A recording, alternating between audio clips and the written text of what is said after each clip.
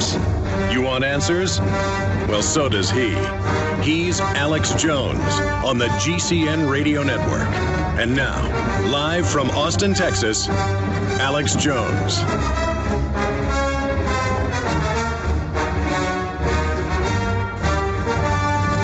Ladies and gentlemen, this again will be one of the most jam-packed transmissions we've ever engaged in, and one of the most important.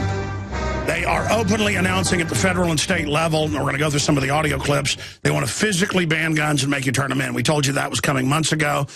That's always been their goal. But they're like, hey, you got a Second Amendment. You got a right to turn them into us. And, hey, Obama can use existing statutory interpretations with his executive order. So you're wrong to freak out. That's what they're saying on CNN and MSNBC, that he's going to use executive orders to curtail your Second Amendment. And they're saying, we're just going to tell the gun manufacturers they can't manufacture these. That's our power under executive orders. And we're just going to tell gun shops what they can and can't do outside of law. We'll call it rulemaking. That's what they've already been trying the last 2 years. Now they're politically just going to try to ram it through. I also have another article here out of CBS News where they're announcing that they're getting together $20 million to begin with from rich mega banks and globalists. In fact, guys, I aimed that to you, but may not have come through because I didn't see it. It was a CBS News article that had Bill Clinton video in it about a national plan to raise money to pass laws at state level. The point is they're bringing a bunch of money to come after our guns. They're at the White House right now twisting the arm of the NRA president to go along with all this. This is serious. Very, very, very, very serious. Now, Doug Hagmann is coming up in 30 minutes, and I have not talked to him since I got back from New York. He has talked to his DHS source, who told him that, indeed, we were under surveillance and it was feds, not Bloomberg detectives. Well, they look like, because I've seen Bloomberg's, quote, detectives, like the mafia, around him multiple times in New York covering things. They look like New York detectives to me, but a lot of times they're under the feds. They all looked exactly like they were brothers or something. I mean, it was just absolute archetype, Goodfellas types, but you could tell they were cops, like something out of a movie. And they were in the hotel. They were following us, all this. But I was reading what Doug Hagmann put out on his website, and he's going to be joining us 30 minutes about it. And I didn't tell anybody what motel or hotel we were staying in. It was a little boutique hotel CNN put us in. I didn't tell anybody there was a Starbucks caddy corner to it. I didn't tell Hagmann this. I didn't tell listeners this. Nobody told anybody this. I hadn't gone through all the details. In his article, his federal source described it all, and that they were planning to cause a confrontation. That's what my gut told me. I was like, they want to cause a confrontation, stay away from them. So I would literally just turn and walk the other direction, hail a cab, get out. I'd be walking back, more of them. I mean, they were definitely, and you'd see them. They'd be looking at a cell phone, looking around, and I mean, they weren't even good at it. They'd be talking to their sleeve and, I'm not looking at you, and then start following you. People were like, well, go confront them. And we did get one of them on video. We were coming out of CNN. Well, two more were coming, and I just said cab and got out of there because they planned to cause a confrontation. Got to know when to hold them, know when to fold them, know when to walk away, know when to run. You never count your money when you're sitting at the table. They'll become enough for counting when the dealing's done. And the money I'm looking for, the treasure I'm looking for, is liberty. That was another reason I was real angry when I got in there. I was under the weather, hadn't had a lot of sleep, in a bad mood. And I think overall we did a good job getting in their face. I got sent a little text message. I ought to get him on the show about it. Billy Corrigan, listener of the show, friend, he said, Alex, you broke people's hypnosis. Could have done a better job. John Rappaport said the same thing. And people said, man, that was really calculated and good how you made that big scene. It was just, I was sick of him. And I was sick of them going, oh, yeah, have him sit out front. Yeah, look what he's wearing. And I'm like, oh, you're going to make me look really fat. I mean, it was just, they were a bunch of wolves. I wanted them to know I wasn't going to sit there and play nice with them. And so that's what happened. But it's just a huge broadcast today, totally jam-packed on so many fronts. We're going to launch officially the transmission on the other side of this quick break. It is Thursday, the 10th day of January, 2013. Man, just like you, that I am a soldier of the Republic, and I'm doing the best I can in trench warfare at point-blank range against these globalists for 17 years. And all I ask is that you stand beside me. All I ask is that you recognize that we're living in total tyranny. You read the headlines today, it sounds like 1984. I was walking by the bank of televisions we have in there in the newsroom, and I looked at the lower thirds, and it was police to take blood nationwide without warrants at checkpoints. And then I'd walk back by, and it would be Predator drones to be operated by the UN worldwide. And then I walked back by, and it was drones to be armed in the U.S. And then I walked back by, and it said, Alex Jones, revolution coming. It's just totally bizarre how crazy things have gotten. And I got in here about an hour before showtime this morning, and they handed me a email from Doug Hagmann of the Northeast Intelligence Network, who runs a nationwide famous private investigation outfit that done work for the feds and state and local government. And he described how I was surveilled in New York and what happened where, things I haven't even talked about. Because, even though I've mentioned being tailed and harassed, it's quite frankly kind of embarrassing that I ran. But I did it because my gut said, get out of here. They want to set you up. They can drop something on you. They can stab you, whatever. And it was clear that they were tracking us by our cell phones. Because whenever I'd come around a corner, they'd be looking at the phone and then look up and then walk into a wall and then start tailing us. They were following us, just like when your wife knows your number, she can track you exactly down to the foot of where you're at. You're driving down a road trying to find something and your pin is blue, it's moving. Where you're going is the red pin down to feet. Those systems were designed and put into phones by the Telecommunications Act of '96. And not only could I tell they were what I've seen New York detectives look like in videos where they're tailing Luke Radowski and harassing him, and when I've been covering events and seen Bloomberg surrounded by them, I knew because I'd walk around a corner no matter where I went, and there'd be guys getting out of a car and then going like this and then looking at their phones. Or I'd walk around a corner and there'd be guys looking at their phones and looking up. And then if you looked at them, they'd say, hey, hi, Alex, big fan. And then, give you a dirty look. And then you're walking in. They've got the guys there. You're walking out. You tell security, I don't want to go out this door. Bloomberg's people are out there. And the guy's like, you're going out this door. I go, but that's a mall entrance. It's right there. I can see out the door. And he goes, I'm not opening that for you. And you could see the glass out into the mall. And I said, I want to go over there. And he said, I'm not going to open that door. I said, fine, get your camera rolling. So we started to go out the other door and got one shot of a guy you see talking into his windbreaker, and then he turns as we walk out when he sees the camera and puts his face in the wall. People say, well, why not confront him? I look down the street and two more of them are coming up going, that's him. And I'm like, whoa, cops aren't this confident unless they're about to set something up. And I just said, please, God, let there be a taxi, because taxis never stop. And I went like this, and a taxi stopped. We got in and got out of there. And dude's reviewing the tape. I said, try to get some footage. And again, we get to the hotel. Now the street's blocked off. Little bitty boutique hotel they put us in. There's a Starbucks right there. And we went, got our bags, went and got a cab and said, go to New Jersey, because that's where our flight was out of anyways. That's where the main direct flights out of Austin go to Newark. Went to a hotel, got out of there. And that happened. And then Doug Hagmann, I haven't even told 1/10 the story, sends me an email saying, this is what my federal source said. This is what they did to you. Good thing you didn't go to the Starbucks across the street, because that's where they were going to set you up with a woman who's going to come up and get in your face. And then they only use selective video of me saying get back or whatever to make me look like I'm attacking a woman. And they've tried that before, folks. This is right out of movies which is based on the real story in JFK, where the district attorney, Garrison, goes in the bathroom at the airport, and the guy starts running in the stall trying to have sex with him, and then he runs out, and then the police are like, hey, stop, but by then he's already gone. And see, if you haven't lived this, ladies and gentlemen, you don't know. And you've seen the footage of us tailed, and then they go ahead and pull us over in Canada, and it's cops, or they arrest us, or Bilderberg Group security's talking into to their lapels and following us. Getting in the car, speeding after us, Secret Service questioning us, Bohemian Grove. I told you that I went with History Channel and that they got arrested and I jumped in the river and swam off. Then later, 6 months later, they air the piece, and sure enough, there's the video of it. People are like, oh, well, where's your footage? I'm sorry, I jumped in the river. I mean, I wasn't going to jail with the police. I mean, this is the real life I live, okay? It's real. And I know for those of you that have not been on the front lines, as a real journalist, I'm not trying to make it gonzo journalism, where I'm the story.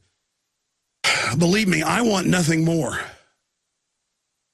than to not be here and to not have to do this. I want nothing more than to just live in a free country. You know how creepy it is to have multiple people, including an ambassador's daughter, on Piers Morgan 2 nights ago, talking about how great it would be to see me shot and killed and how I need to be popped. And you know, those security people in their little CIA-style FBI suits at CNN, I'm telling them, I want to go out the mall entrance, because I'd seen that. I go, I want to go out in the open mall. And they go, no, you're not. And I go, no, I want to go. And they go, okay, we'll go by there. And I go, okay, there it is. And they go, I'm not opening that door because I have to open it for you. And I went, come on. And the guy just laughed. He goes, no, you're going out there. And he was really excited, like, you're going out there. And he walks out, and you see, you know, again, some guys turn this way, and this other guy walks in the wall, and I walk out, and more are coming. And then he was trying to stop me. We're starting to go to the cab. He goes, wait. And I go, what? And he goes, give me your badges that were little paper badges that had to be, and I just threw it at him. But the point is, and then he's like looking as I drive off, like, ooh. I mean, it's just trash. They all want to play mafia. Well, you know what? I got there. I covered it. I got the information out. We're going to analyze and go through the little bit of footage we do have. Do put some of it out the first night he was back, actually. But this is the type of stuff we deal with. And I have been so busy fighting the globalist since I got back. You'll have to bear with me that everybody's got these incredible chest colds right now, and I've had this one for weeks. I thought it was just allergy related, but I actually had a fever last night. So I'm not complaining. I just want you to know I am under the weather here. If you hear the wheezing and stuff on air, or occasional coughing, it's just too important at times to not be here. But you know how it is with these chest colds where you've got to focus just not to go into a coughing fit on air. But Hagmann's joining us coming up. I thought I would play first a clip just to remind you that after this happens, they come on the next night and talk about how they want to pop me, how great it would be to see Piers Morgan in a uniform killing me. Because that's their fantasy, the state, the power, the uniform. We're going to execute you like somebody in a ditch in Nazi Germany. Let's cue up. Buzz Bissinger says pop him, and they agree. Clip number 3, and then we're going to go to a compilation of Rob Dew that he heard last night of Doug Hagmann from the 27th saying they're getting ready to go after, even physically, pro-gun groups, and then tied into Conan O'Brien attacking me, putting a gun in my hand with a computer animation and all the rest of it. But here is Buzz Bissinger. Here it is. But what do you need a semi-automatic weapon for? The only reason I think you need it is, Pierce, challenge Alex Jones to a boxing match, show up with a semi-automatic that you got legally, and pop him. I'd love to see that. In uniform. I'll borrow my brother's uniform. I don't think guns are more there you go. The answer. I'll borrow my brother's. And then there's the part about, we hope his kids don't get killed one night. We hope his kids don't kill. Really, I hope they don't get killed. And on and on and on and on and on. And I don't want Alex Jones to get the phone call at 3 o'clock in the morning that one of his children have been shot and killed by somebody who shouldn't have a handgun or a rifle or a automatic weapon. I don't want him to get that phone yeah, thank you for talking about my kids in the same episode. I mean, a 5-year-old would understand exactly what all this is about. And then I get this, I mean, Doug Hagmann definitely has the sources, he says, because the sources I have send me, a Homeland Security document or a tip. But, I mean, Doug Hagmann out on the East Coast, I mean, he describes what happened here. I mean, sure, there are a lot of Starbucks in New York and things, but, I mean, he described that, that there was a Starbucks right by the hotel, and that's where they were planning to confront me. I mean, imagine, we show up and the streets are blocked around our little hotel, a little boutique hotel, and there's more guys out front, and I walk in, there's more guys inside. And these weren't guys in dark suits that were the bellman or the hotel security. They had eyes for you-know-who. And it just went on and on. I was like, wow, what are they planning? What were they planning? Well, he says he knows that all his DHS source knows they were going to get into a confrontation with me. And my gut was, don't let them get in a conversation with you. They're going to set you up somehow. Whether it was drugs or say that crackheads shot me, I don't know. But, man, they were so angry. And these guys were looking at me like they wanted to kill me. And, again, this is what they want to do to all of us. They hate the fact we've got guns, and they can't just go around arresting us all. You notice they're all saying gun owners are the new terrorists, conservatives, libertarians are the new terrorists. That's all the Homeland Security. And if gun owners cower to this, if we give in to this, it's over. This is a mafia takeover. That's what the New World Order is. It's an organized crime syndicate takeover. We've got all the clips where they're announcing, yeah, we're going to go after your guns. And no, the president can't take your guns with an executive order, CNN said this morning. They can use existing rulings with an executive order to take your guns. Just amazing spin. Live, Alex Jones here. We're going to get into all the attacks, the talk of executive orders, Cuomo, getting all excited, saying, we're going to get their guns, yay! Well, I thought I wasn't supposed to get excited. I thought I wasn't supposed to get in their face. You know, we're told, sit down, shut up, be gentlemanly, while we are basically gang raped financially and politically by the New World Order. Our forebears went to war over being disarmed.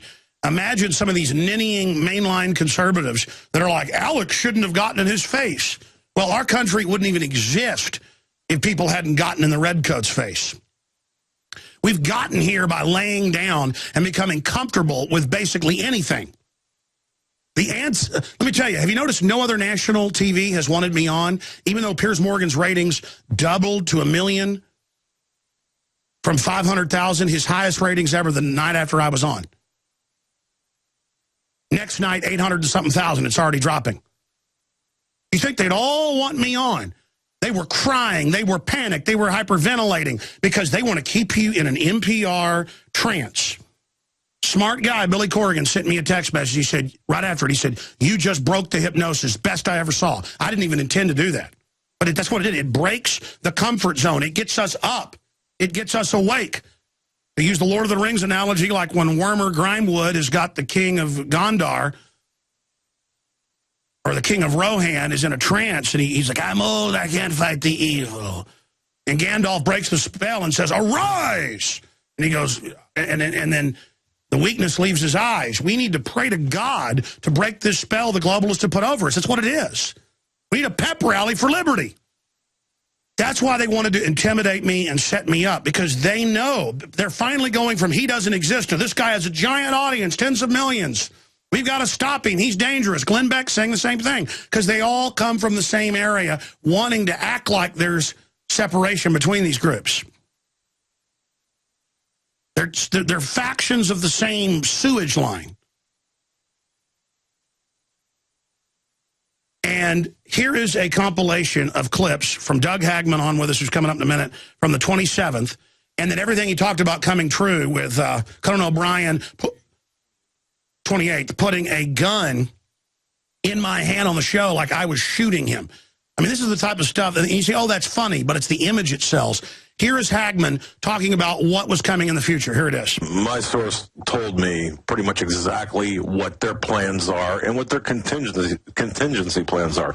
They've got plan A, B, C, and D, whereas one of my sources calls that a no single point failure. So they're going to come at us on multiple levels. It's just not going to be the legislative level. It's going to be through executive orders, through global initiatives, through health initiatives. It's really an insidious situation.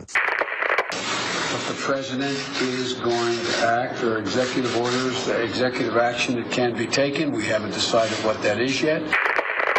And they're not only coming after the guns, Alex, they're coming after the mouthpieces. They're coming after the Alex Joneses of the world, and Doug Hagmans and others who speak the truth. Tonight, I'll go head-to-head with a man who actually wants to deport me for having these very views. They are going to marginalize us before they take us down. They're going to make us look foolish, to make us look like fools on the internet before they pull the plug, obviously. Now, the two men debated gun control.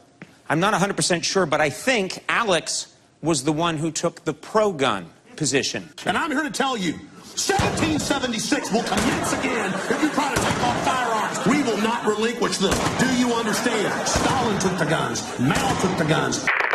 Holy no one's taking away all the guns. According to my source, the very first people to be rounded up, the very first targets, if you will, on the radar of this regime are the people that are speaking the truth about what's taking place. Alex Jones, Doug Hagmann, others like us who are getting to the heart of the matter. We are the targets for not only the censorship, but for what's coming after that. What's coming after that is the actual the physical part of it to take us out of the fight before it really begins. Challenge Alex Jones to a boxing match, show up with a semi-automatic that you got legally, and pop him. I'd love to see that. In uniform.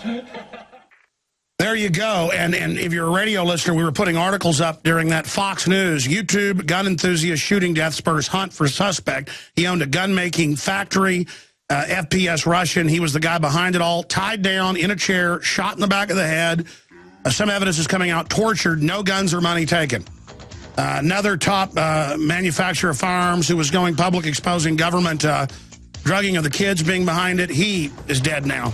And it looks like some more deaths are developing. We're going to be breaking all this down, ladies and gentlemen. If this continues, it's not just a pattern. We know what's going on. We're going to talk to Doug Hagmann straight ahead. He has a federal source that knew exactly what they were planning to do to me in New York. Casting worldwide. And we're going to go through some clips here. We've got Doug Hagmann of the Northeast Intelligence Network on the line with us. And I got an email from him today, and it's up on his website right now. Kurt Nimmo is going to be posting it at Infowars.com and getting it out to folks. And we're also going to give you his website so you can go look it up for yourself. But it's HomelandSecurityUS.com. And that night when I went on Piers Morgan, the first 2 or 3 times somebody pops out of a doorway and says, hey, I'm a big fan, when you're just walking down a random street, and they look just like a undercover cop, and one time, you see the gun on their side, you're like, okay. But then when you start seeing guys in your hotel looking at you like they want to kill you, and they're obviously off-duty police or detective types, and then when you notice you're being followed, or you notice they're out front CNN, and when you come out, they're out there. We even have some footage of one of these guys. It gets really crazy. And my gut was, and my dad never calls me, not when I snuck in Bohemian Grove, he knew I was about to do it, not when I'm at Bilderberg. My dad called me and said, you know what, I think you ought to, watch your back and get out of New York as quick as you can. I said, well, it's funny, we're flying out of New Jersey in the morning. I'm going to go ahead and just go to another hotel there. I'm leaving now. So that went on. Then the next night, and I've played this clip ad nauseum, we'll play it again coming up here in a few minutes. I am simply watching the next episode of Piers Morgan, and one guy says, man, gee, I hope his kids don't get killed some night. And I'm thinking, I hope that's not a veiled threat. Well, that was creepy the way they said that. And then they go to the next guest, and they go, yeah, you ought to get a gun and pop him, shoot him. And then the other guest goes, yeah, and you could wear a uniform. And Piers like, ooh, I'll get my brother's uniform. I guess he's in the military or something. And it's just all bizarre. And then these tweets, people saying they want to kill me and all this stuff. The point is this really went on. I've been all over the place. I've gone and bullhorned Buckingham Palace and the Parliament. I've gone and been there when there's mass arrests at the DNC in New York. I've gone and been covering the DNC in Denver, and guys run up and start screaming, kill Michelle Malkin, with video shooting from in front with a guy right behind me. I'm like, why is he behind me screaming, kill Michelle Malkin? Well, it was so they could put it out instantly on the wires. The news just went with it. It was a setup saying I said kill her. So I've learned about dirty tricks. And thank God we had our own footage later, put it out showing I wasn't saying that. It was guys behind me. By the grace of God, they tried to destroy me with that. It was like the headlines were, the end of Alex Jones. He says, kill woman. Now, we were in a boutique hotel CNN put us in. And I'm checking into this thing at like 4 o'clock in the afternoon Monday. And I'm looking around me. And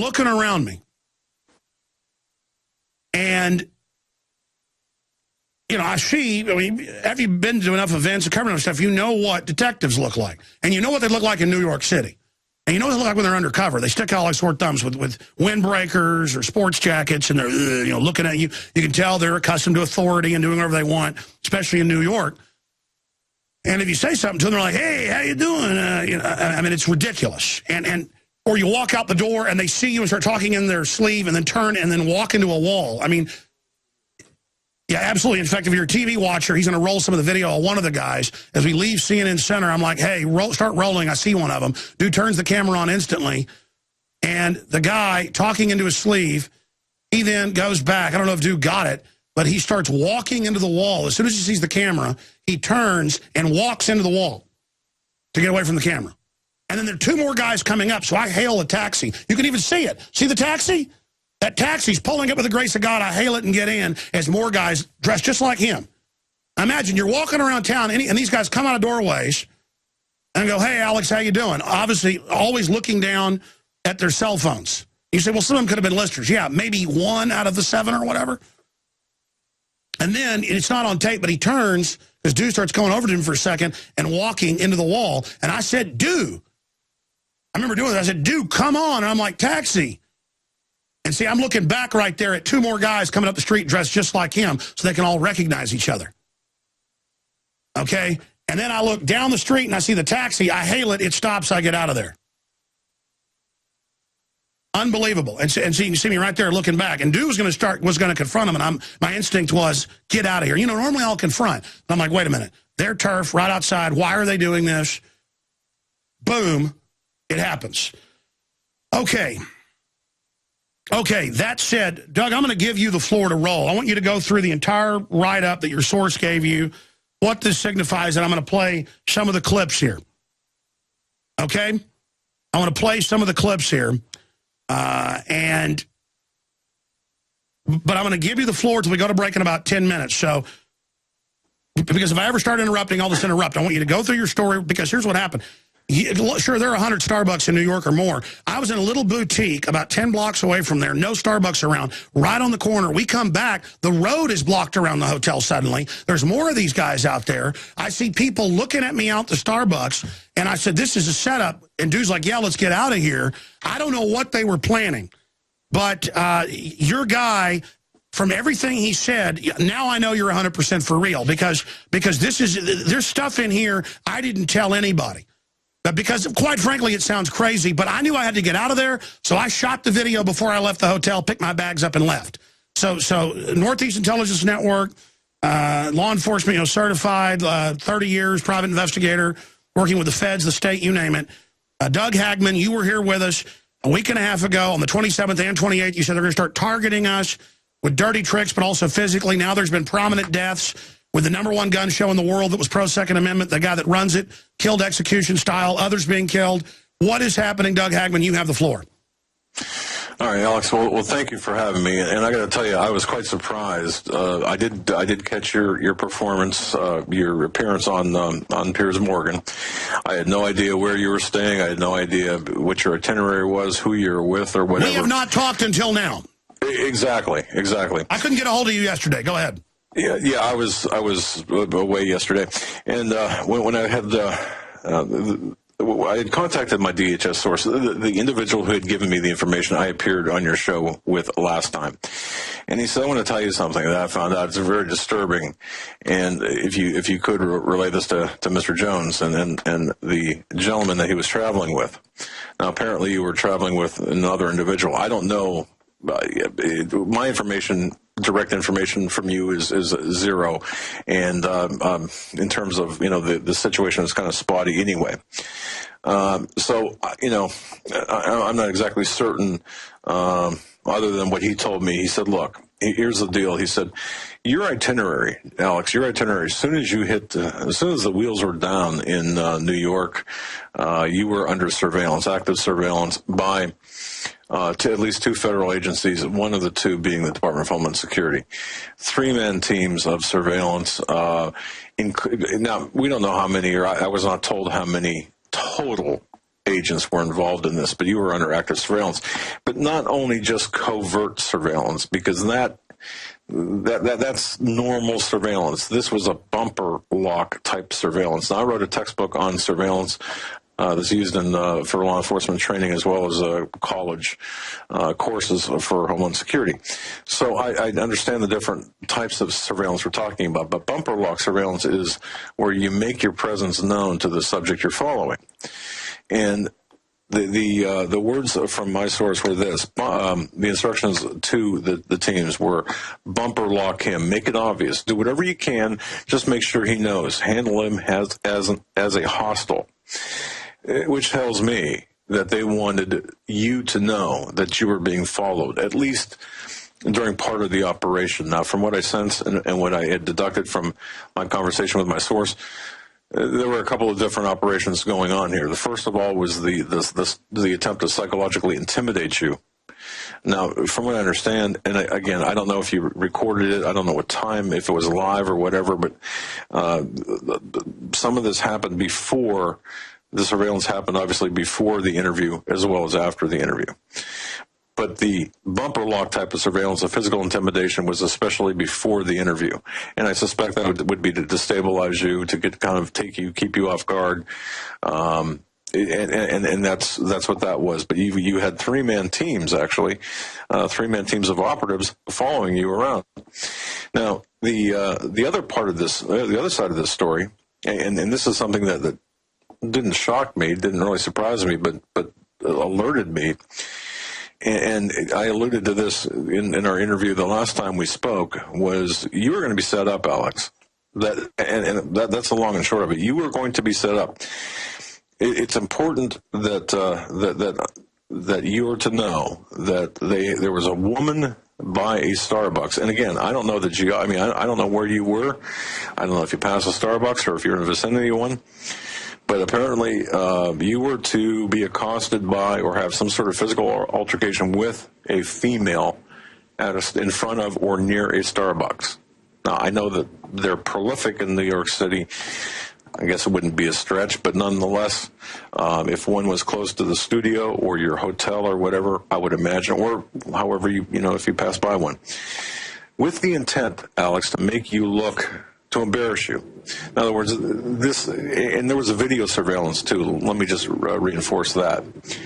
In addition to the obvious overt bumper lock surveillance, there was video surveillance. So the intent of this female was to accost you in a way that you would have to push her off or do something to get her away from you. That would then be on videotape or on disc, on security camera. Covert surveillance surveillance footage taken covertly, and then used against you to marginalize you, to show that you were a violent man, to show that you're out of control, and the fact that it'd be a woman makes it even more hideous. And then that's what my source told me. That's with respect to your presence in New York City. That's also my understanding, and I don't know this for a fact, that this also was interstate, and also may have involved another state, New Jersey, where they crossed the state lines into New Jersey as well. But the fact of the matter is, the orders for surveillance came from the higher levels of DHS. This was a DHS sanctioned operation. This is not an NYPD thing. Now, it's possible that the NYPD. Okay, I mean, they just look like NYPD detectives I'd seen. They didn't look like feds. I mean, they look like scary guys. Oh, I'm sure they did. And it's also possible, too. I did not get a lot of details. The contact I had with my source was pretty short, pretty narrow in terms of information, pretty abrupt. But that's the bottom line, that this was a DHS-headed operation involving at least one other federal agency. And, oh, by the way, there was coordination. And I don't know, I'm not familiar with CNN or their security staff, but there was coordination there with building security as well. Oh, no, the guy was laughing at me. I said, listen, I want to go out. I saw a mall entrance. Because it's built onto a giant mall. I said, I want to go out there. And they said, no, you're going out there, and really enjoyed shoving me out on the street with one guy that turned and walked into the wall looking right at us. Two more guys. By the grace of God, I got that cab. My instinct said, get in the cab, get out of here. You did well. I mean, follow that little voice, but you did well, because had you fallen into any one of these traps that they had set up for you, things could have turned out dramatically different for you. And this is one thing, too, that the high-profile people, the gun owners, the people that speak out, the proponents of the Second Amendment, the proponents of the Constitution, we are in trouble. We are targets for this kind of thing. And people think, oh, this doesn't happen. No, it happens all the time. And well, not all the time. It happens more than you think. And it's sanctioned activity, because what better way can they take us out of the fight? By marginalizing us, by push a woman, or you're caught doing something. They take the video and edit it so it looks a little bit different. And not what I have seen are clips from the late night show that you had shown, where you had a gun in your hand. Shooting people. Wasn't there. Yeah, it's ridiculous. So the capabilities, obviously, of what they're capable of. But why do you think the next night they came on and made cryptic statements about my children being killed at night, and then cryptic statements about how they all want to shoot me and kill me and how much fun it would be? Alex, I don't have any direct information on that, so what I would say would be speculation. But once again, there's a destabilization factor to keep you off focus, off target. And we see this happen to others a lot. When you're fixated on a target, the most vulnerable thing, the most vulnerable you can be, is when they start talking about your wife, your children, your parents, if they're elderly. They do this, and they do it intentionally and maliciously, with the intent to get you focused on something else, and to even perhaps intimidate you into silence. This is not by accident. Those comments, for as many people, and it's funny, because you could have someone in a studio, and I've seen this happen before in other situations. You can have somebody in a studio that they're told to say something about, just go ahead and make a joke about, we know he's got kids, or make a joke, we know he's got a family. Go ahead and make a joke about the family, if you can fit it in there. It's done by design, and it's done to intimidate. No, that's exactly what they do. And so why did your DHS source reach out to you on this? Because they were concerned? Absolutely. My source is a God-fearing Christian man. He knows what's going on. He doesn't like it. He understands that there is a need for security for the United States, but there is not need for this out-of-control, tyrannical, gun-grabbing police state that we are involved in. What do you make of SPS Russian, the head guy behind it being killed execution style, tied down in a chair, shot in the back of the head, nothing stolen from his factory?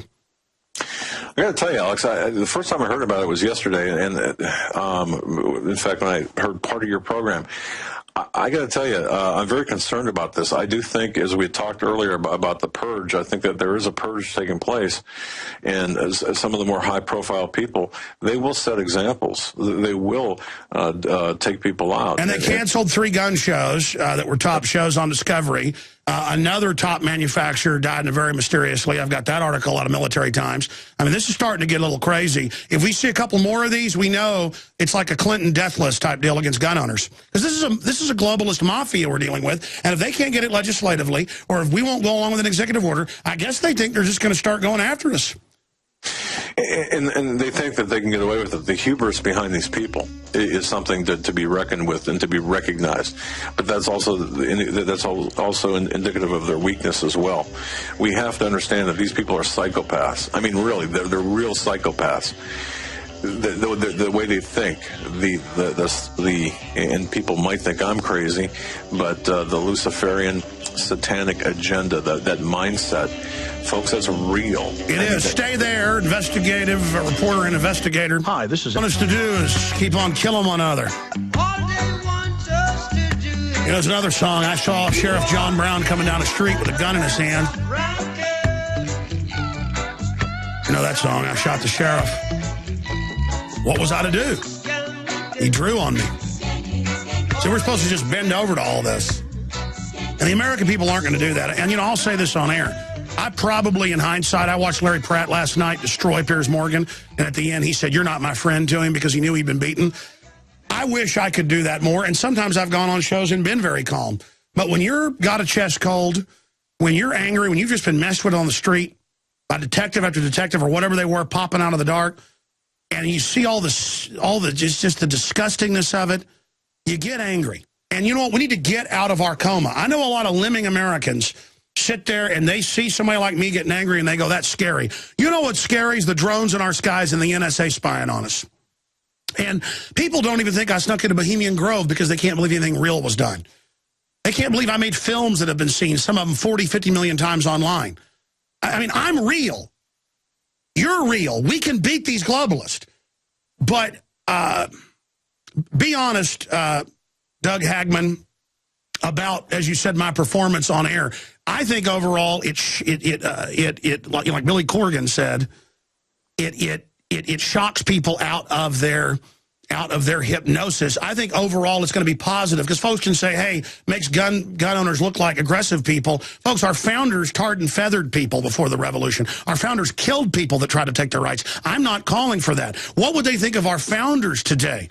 I mean, I simply was there saying, look, I'm off the script. I know you want our guns to enslave us. Knock it off. And plus, a foreigner here lecturing us and you know, putting out tweets about how Americans are stupid scum and how he's conquering us. I mean, I'm angry at him. I'm angry I got to risk my life up against these people. I'm angry they act like they care about us all day when they're a bunch of authoritarians. Doug, your take on this? Well, one thing I have to say, Alex, I can guarantee you this. I do a radio show with my son every night, and we were talking, and one of the things that came up was this. When you said Piers Morgan, the hatchet man for the New World Order, I can guarantee you that phrase will be remembered and remembered throughout television history. I can guarantee you that the numerous things that you said will be remembered. But how many people, for the next guest, I believe it was Sheriff Joe Arpaio, how many people remember what he said?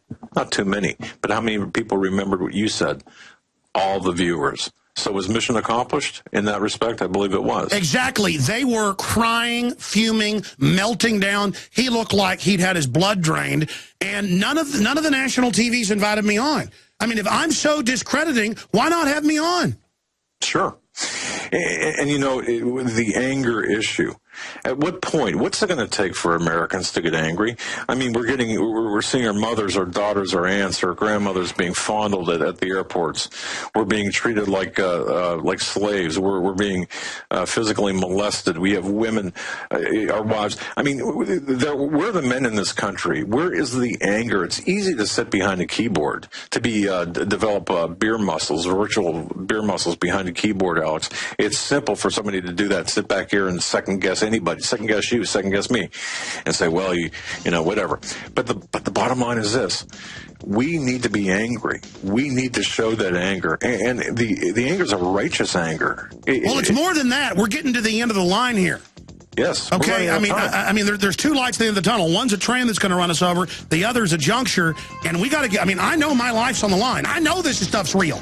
I know those detectives are real. I know the death threats are real, and I'm angry. I know Piers Morgan works for the New World Order. I don't like him.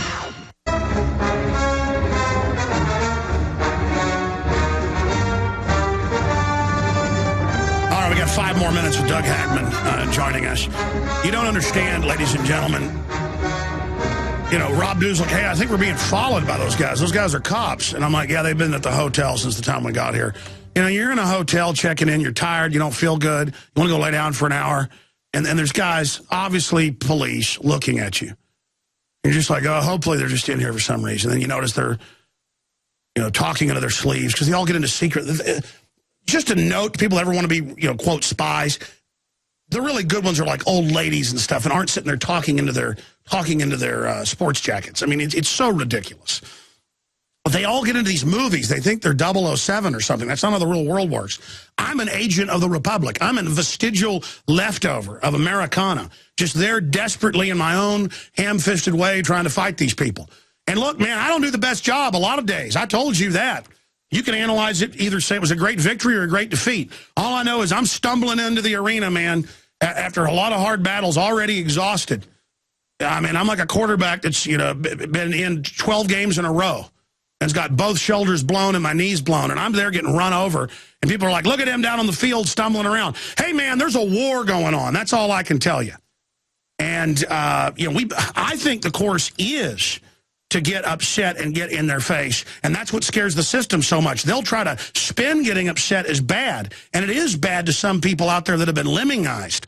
But Doug Hagmann of Northeast Intelligence Network, any other points you'd like to add about what happened and what is happening? Do you think talking about this will stop them from trying to set me up? Well, it can't hurt any, Alex. I mean, their agenda is what their agenda is. They're out to marginalize anyone who is speaking out, proponents of the Second Amendment, the First Amendment, speaking out against tyranny, speaking out against the truth, what they're doing in the shadows. We need to keep doing it. You need to keep doing it. We need to pray for you, Alex, because you're at the tip of the spear. And I think we all need to play our zones, our particular positions.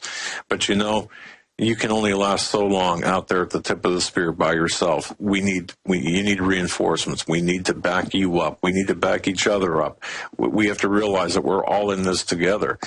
I don't want to be trite, but you know how they say, if we don't hang together, we hang separate. Exactly, and that's what it is. These people can be intimidated back into submission. They're trying desperately to fulfill their objectives. They're trying to bully us. We have got to righteously get them back in line. That's right. And I think, too, Alex, just in my personal opinion, we're fighting a spiritual battle as well, in addition to the earthly battle. And I think we have to recognize that this is pure evil, what's going on out there. And it's just, we need to not only fight on a practical level, but we need to pray on a spiritual level. Certainly our prayers are with you. And well, my gut told me just get away from those, because I'm usually the type that just confronts, but I thought, well, they could set me up with something. I mean, what do you think they might have been trying to do? Just drop something on me, or what?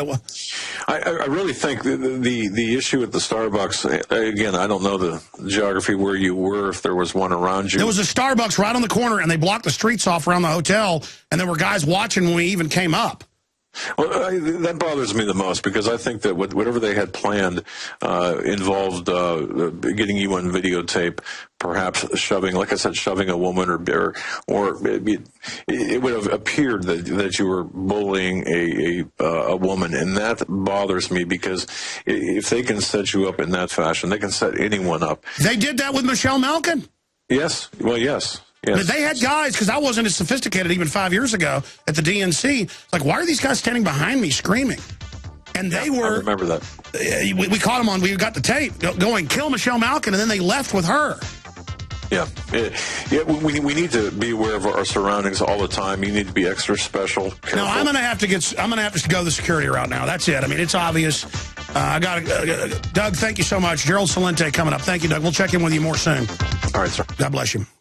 We're live, ladies and gentlemen, now into the second hour. It is the 10th day here of January 2013. And the national media said how horrible that I pointed my finger at the Brit over here in America telling us to get rid of our Second Amendment, and told him 1776 would commence. Well, Ron Paul was on yesterday. We're going to play it later in the hour for Gerald Celente. He agreed. He said, I've always said it's the line in the sand. It'll cause a civil war. I'm not calling for a civil war. Every day you've heard me. I want to stop this from happening. They want to persecute us. They want to come after our guns, because the guns go, it all goes. They're already saying they want to raise taxes again now. They're already saying they want to cut benefits again. We're going into austerity, the same blueprint they've used in Europe that Gerald Celente has warned about for so many years. Here's the McClatchy newspaper headline: as new fiscal cliff nears, Democrats seek more tax increases. Before we go to Gerald, though, I want to just say this. Yes, watching Larry Pratt last night, we're going to play this in the next hour, skillfully, calmly destroy Piers Morgan was powerful. And that is how I would have rather have done it.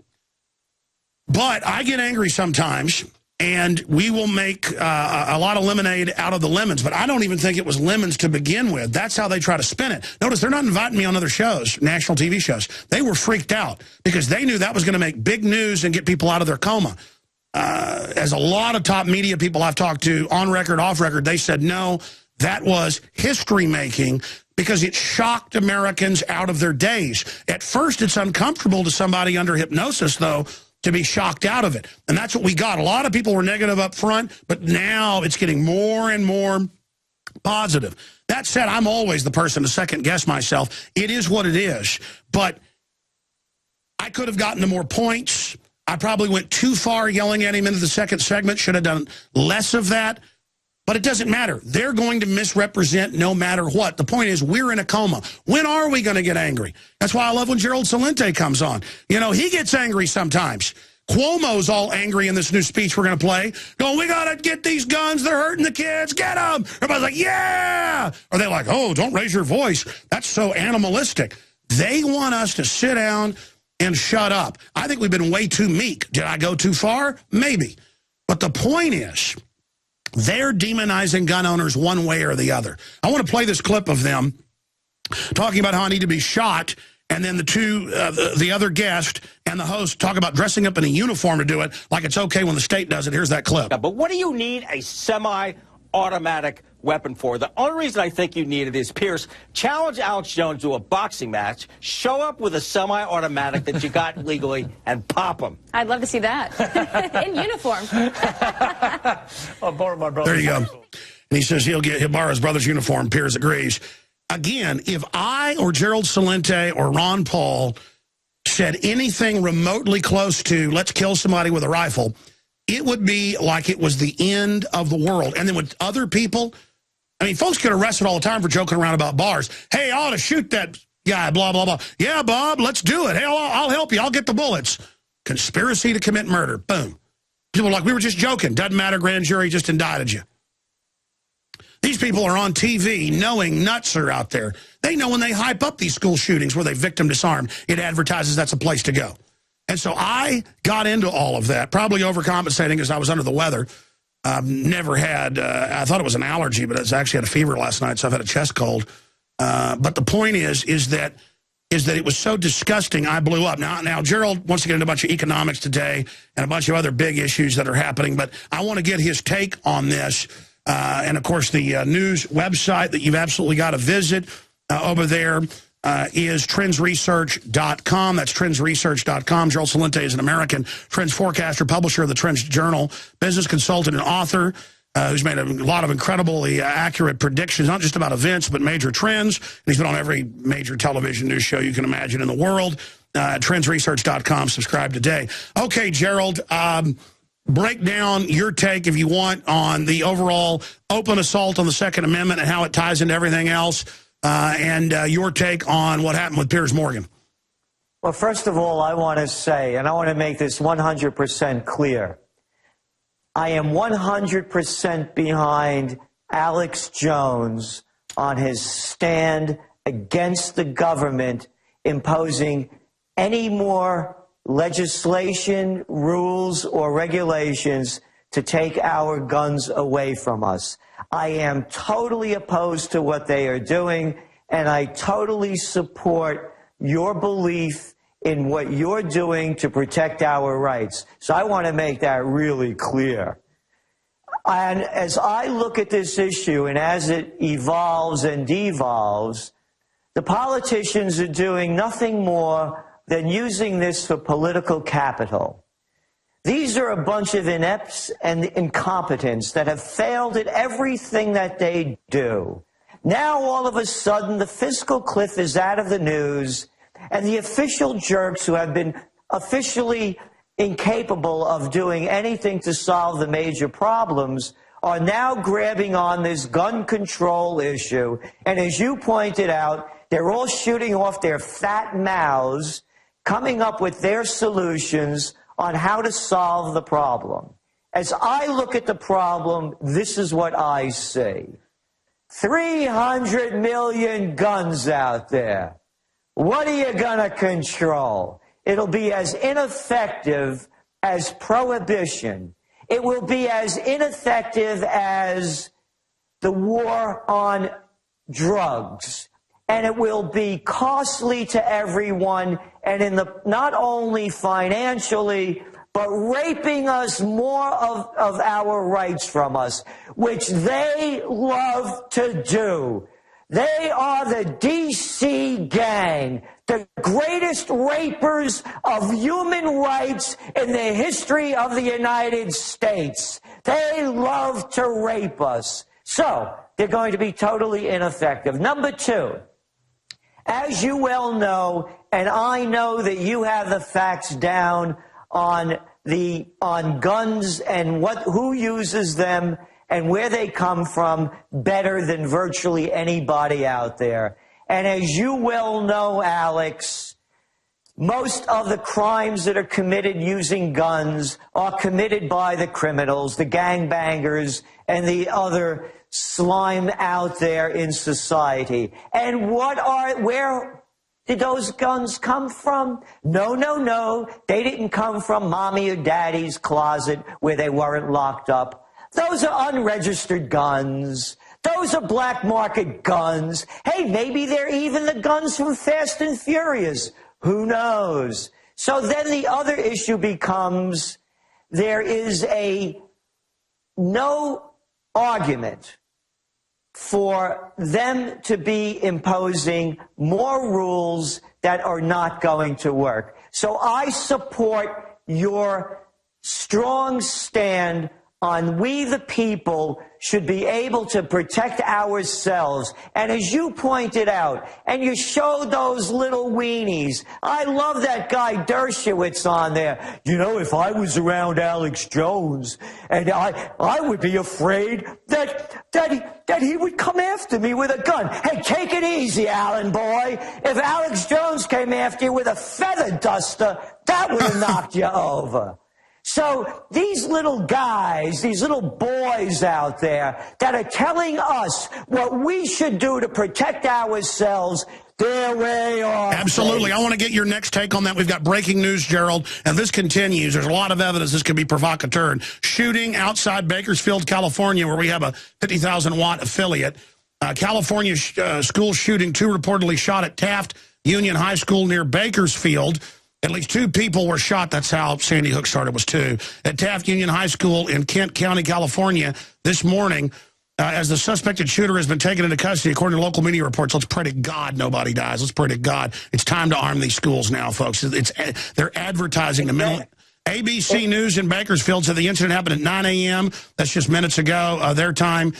This is incredible. Gerald Celente, what's your take on that? Hey, well, my take again is, what are the other issues that you keep talking about? What kind of psychotropic drugs are these people on? What kind of society, a cruel nature of society, a culture of cruelty that we had? Who are these people that are committing the crimes? What drugs are they on that they wouldn't answer you when you brought it up? That each one of these, there's records of them showing how many people on psychotropic drugs are killing this. How about the new guy Obama just nominated for the CIA, who, as I understand, is so much in favor of, quote, enhanced interrogation techniques? How about torture? Well, that's like Dershowitz. Dershowitz wrote papers saying torture should be normalized and they should just torture us whenever they want. So that's what I'm saying. It's not about... I mean, he's the one that's creepy. We've been out to dinner and stuff. We're just normal, nice, calm guys. These are the weird, creepy monsters that think torture's good.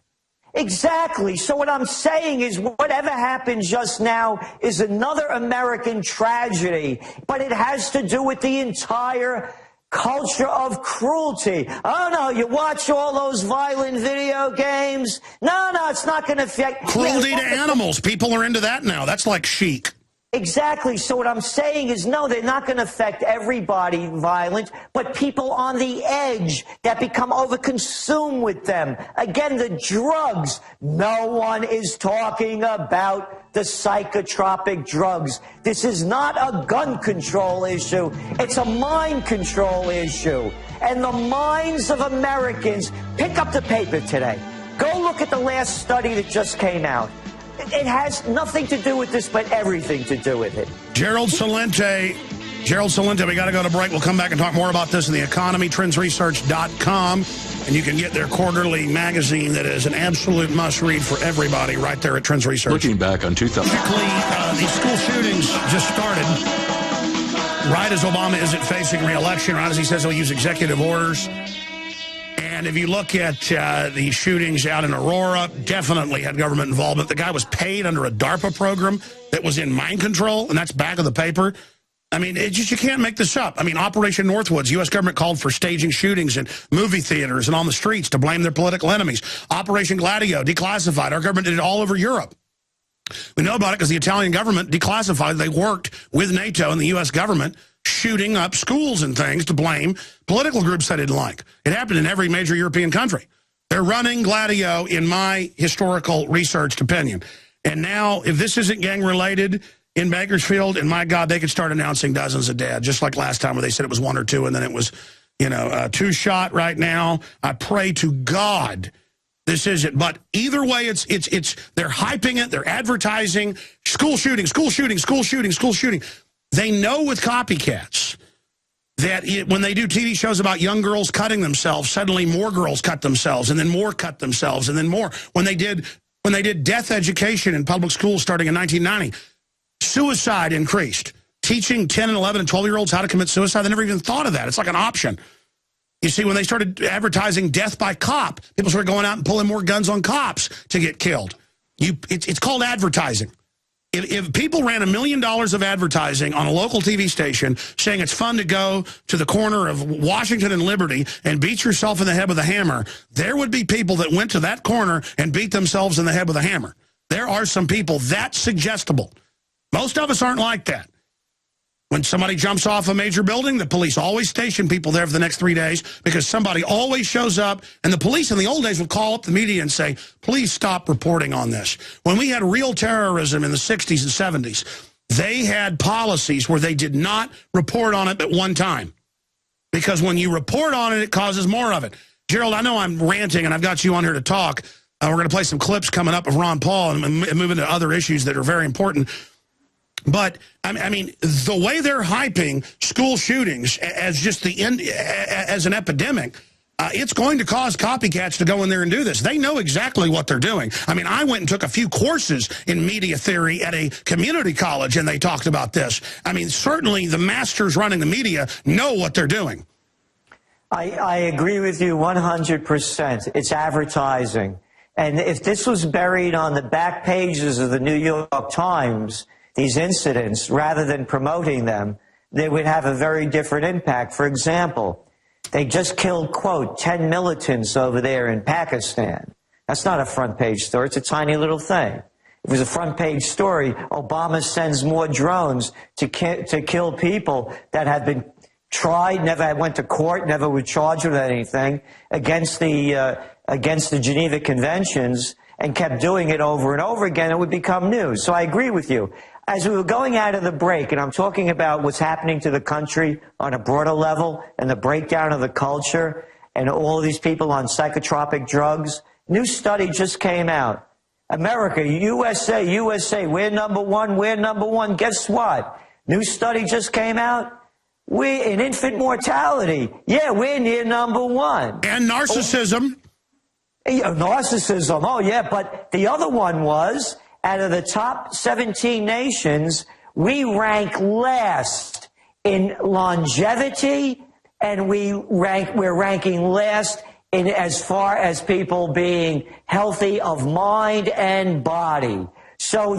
And by the way, I was just thinking, any legislation that is being passed now what they say to stop this crisis from continuing, I want to see studies being done on it.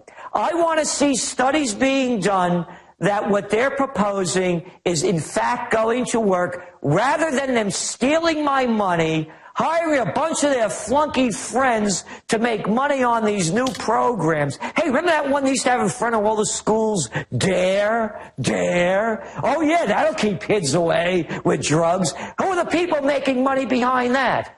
So what I'm saying, Alex, before any new legislation is passed, there should be cost-benefit analyses done as to if this is going to work, how it's going to work, and what it's going to cost. And your point that you keep making, do not stop making it. They are advertising this. They are promoting it. It's what prostitutes do. They're standing out there and they're hawking it like any good prostitute would do. So they are creating the culture. Long segment coming up with Gerald Celente. The Drudge Report had this up yesterday, but I'm going to cover it after Gerald leaves us. It's the most powerful article I've ever read on the Second Amendment. Americans never give up your guns from Pravda, from Russia. And it is powerful, ladies and gentlemen. It's still actually up at drudgereport.com in the middle column. We've reposted it at Infowars.com. And here's the bad news. Biden has just announced they're going to confiscate all guns that aren't registered. So that's coming up. All in the arena, doing the best job we can to fight the globalists. Depending on how you look at it, I probably could have done a better job on Piers Morgan. I'll say this, if they ever let me back on there, I will try to show the opposite side and be very, very calm. Maybe take 5 or 6 Valiums beforehand. I'm joking. I've never even taken Valium, but I'm told that's what people take to calm down. But I was just angry. I'm sick of the lies. I know they're opportunistically trying to disarm us. They could care less about 1 million dead Iraqis in the Lancet Journal estimate. They could care less about hundreds of dead kids a year. When they kill innocent people, they just call it collateral damage. They could care less about Fast and Furious, thousands of dead people, that this White House shipped guns into Mexico. Their own memos came out to blame the Second Amendment. And it makes me mad. And I'm just sick of everyone kissing their butts. You know, Larry Pratt went on there and destroyed him last night. We'll play it last hour, but he won't make the news anywhere. Listen, they're not having me back on other shows because they know it's breaking people out of their spell. Sure, they're going to spin it and say, oh, look, this guy discredits gun owners, because that's one angle. And with some people it will. But the overall thing, it scares them for the sleeping giant to awaken. Trendsresearch.com is Gerald's excellent site. We'll go to that and talk about some of the new trends coming out after we finish up with guns here in a moment with Gerald Celente. But first, I wanted to get his take on Ron Paul. I brought up my quote of, you're going to trigger a new 1776, which I don't want physically. Gerald and I have talked about a velvet cultural revolution of liberty versus their cultural revolution of tyranny, a culture of Americana, quality. We're going to talk some about that. I'm clear. I don't want violence. Believe me, I'm one of the first they're going to go after. But that's why I'm like, don't come for the guns. It will cause it. And Piers is like, and like after the show, they're like, he wants a violent revolution. You idiots don't get it. You're going to trigger it. You're going to draw first blood. You're going to push it and push it and push it and push it and push it. And I brought this up, and Ron Paul said, well, I haven't used those words, but I say this is the line in the sand. This could cause a revolution. Here's Ron Paul. So you think I was right then telling Piers Morgan if they try to confiscate the guns, it will start 1776 Part 2? No, I don't know whether I put them in the same words, but I think I said something very similar to what you're saying. Well, God bless you, sir. I hope we can get you back again in a month. Very good. What are any other websites that are important to plug? Just campaignforliberty.org? Do that, and then we'll be listing some new things there because we're making some other web page. I'm going to have a home page. Unfortunately, I didn't have ronpaul.com, so I'm going to have ronpaulshomepage.com. That'll be coming up, but it's not ready yet. All right, big announcements coming soon. We'll talk to you and say hi to the family. God bless you, sir. Thank you. Great to talk to that man during this dark time. I told you, executive, they're getting us ready to see if we'll take it. Ladies and gentlemen, this could be it. All right, there is that clip with the audio off, but it doesn't matter for radio listeners. I have the news here, BakersfieldNow.com. Bakersfield school officials take part in shooting survival training. This is January 9th. They just had a drill at the school. Now, whether that copycats did the shooting now there, or whether that's used as a cover, we know in Northwoods and other documents, they use drills as the cover for the real shooters. And I'm telling you, ladies and gentlemen, they're so confident. I believe they're staging and provocateuring these, and you're going to see a bunch more shootings. That's why they're so confident, and why he's told fundraisers, Biden will get the guns by the end of January, and they're training local police federally for forced gun confiscation, and Biden hints at outlawing unregulated private guns and saying you can't have guns that aren't registered. Well, that's what Dianne Feinstein's bill says. Gerald, let me ask you the question here. Because it's very, very important. Again, I don't want a violent revolution, but I'm not going to a FEMA camp either. So defensively, we have a right to protect ourselves in a duty. What do you think is going to happen if they physically start trying to confiscate all the semi-autos, as Feinstein's bill says, and if they go out and start SWAT teaming people and calling them terrorists who don't turn them in? What do you think, as a trends forecaster who's been so accurate, what do you think is going to come out of that? You'll see the same kind of thing that happened during the Prohibition. And it'll be another industry that the government creates. It'll accomplish nothing, and it'll be a failure. I mean, when you just read that statement by Biden, were you reading that out of a comic book? They're going to confiscate all unregistered guns? I mean, come on. Where are you going to find them? In the unregistered gun dump? I mean, it's an oxymoron. How are you going to confiscate unregistered guns?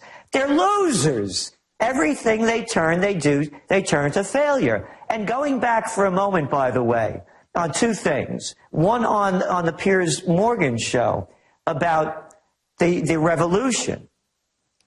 I believe there's going to be a revolution, but I've come up with something very different. And we're going to be announcing it within a few days, and I want to be on your show to talk about it more. Gerald Celente's 4 Rules of Peace. That's right. Am I in favor of guns? You bet. Do I own them? You bet I do. If I'm going to have some crazy person blowing through my place like that woman did who was protecting her children in the attic, where was it, in Georgia, and shot the intruder as the intruder was going to shoot her, I want to have the wherewithal to protect myself. If I see society breaking down, let's say what happens, a nuclear power plant goes berserk and people turn into animals and they try behaving like deranged, rabid animals, I want to have a weapon to protect myself. No kidding. Exactly. As portions of the population degenerate because they don't know how to work, everything's always been given to them, first by their parents, then by the culture, plus the jobs are shipped overseas. As all of this is happening, we have a right, a duty, a responsibility. Of course. And the other thing, Alex, when after you went off the air and they sandbagged you there with that guy Dershowitz, they were talking about, he's making this new world order. I want to make this clear to everybody. The new world order is not a conspiracy theory. It's a fact, and I could prove it. The new world order is the banking order. That's right. They are the ones responsible for so much of what's going on in society today. I could pick up a piece, and we'll take it in the break. I'll get my assistant to get it, from the CEO of UBS, saying how arrogant they were and how they shouldn't have been so greedy, in nice white shoe boy language. You look what's going on over in Europe. Instead of them reporting on all of the prostitute news that they do, they're not talking about the horrors that people are living through in Portugal, in Spain, in Greece. The people are taking to the streets. You say, Alex, can this be a tipping point? I don't know what the tipping point is, because the tipping point, they never see it. They will continue to rape us until their sickest desires have not been fulfilled in one area, as when raping us of our constitutional rights, and then they'll do something else. They never learn. Look, have they learned from Vietnam? Did they learn from Iraq? Have they learned from Afghanistan? No. I got it. Let's open up 35 new bases in Africa. Oh, yeah, we'll come up with a name for it. They never learn. You're right. And they know, though, they have learned something from history, that people will resist them later. So they're buying 1.6 billion bullets. They're digging in, they're militarizing, they're surveilling, they're calling peaceful protest terrorism publicly. They're demonizing the entire Bill of Rights and Constitution. Meanwhile, they are erecting all these new taxes. Now, you originally were going to come back on this week, and we appreciate you doing that because I know you're a busy guy, to get into the big trends coming up that we didn't have time to get to last week. Let's shift gears out of the guns now. And this Bakersfield thing looks bad. Another shooting at a school, a government training center, and they had a drill there 2 days ago of a mass shooting at the school, practicing taking the kids to the sports stadium, and they've actually done that now. This again just absolutely programs the youngsters to think about this and that this is an option. You know, they lose their girlfriend, they put them on Prozac, and they don't know what their name is. Well, get a gun. I mean, this is unbelievable. But Gerald, shifting out of the guns now, because you offered, you said I can come back and finish because we're out of time. All the big trends that are coming up other than the disarmament. I mean, that's one of them. Why are they pushing so hard to disarm us right now? Because they know. I was reading with the Chinese government starting to hoard food and weapons for itself against the population. Governments everywhere are digging in. How does this tie into it? That's exactly it. And that's exactly what we're writing about. There's an economic collapse going on worldwide. They know. You pick up today's New York Times or yesterday's, one of the days, one of the members of the Federal Reserve Board from Virginia saying that all of this quantitative easing is not going to solve anything. They know that the game is going to end. And you know my saying, when people lose everything and have nothing left to lose, they lose it. And I firmly believe that with the National Defense Authorization Act, with the wiretapping, with all of the surveillance going on, as you pointed out, what they did with the Occupy movements, with the FBI, the CIA, the NIA, all of them watching everything that we do, I'm not a conspiracy crazy. I'm seeing it as I'm watching the world collapse around us, and I'm saying they're preparing for the collapse here. And so they want to have it so that they can control us, again, just like they infiltrated the Occupy movement and every other movement. They're going to do it again because we're going through an economic collapse. Here, fact. Switzerland. I used to call them the money cockroaches of the world. They are now printing more money and at a leverage of GDP to printing money higher than any of the other countries. The new guy they got in there in Japan, Abe, the new prime minister, first thing he did, they're printing more money through the Bank of Japan. You look what's going on over in Europe with Mario Draghi, former vice chairman of the Goldman Sachs gang. What is he doing? OMT, ongoing monetary transactions, in white shoe boy language. In real language, keep printing money. Oh, gold, by the way, Alex, pop up $20 today. Why? Because they're depressing it, and if anybody doesn't think the game is rigged, then you're a moron to think that they don't rig things, because after all, didn't they rig the interest rates with LIBOR? Aren't we finding out all these inside deals that are going on? I'm making the point because it all ties together. There's an economic collapse. The only way they're keeping it going is by printing this cheap money, and in the meantime, devaluing our currency. If anybody travels out of the United States and goes to an affluent nation, your dollar isn't worth a dime, ladies and gentlemen.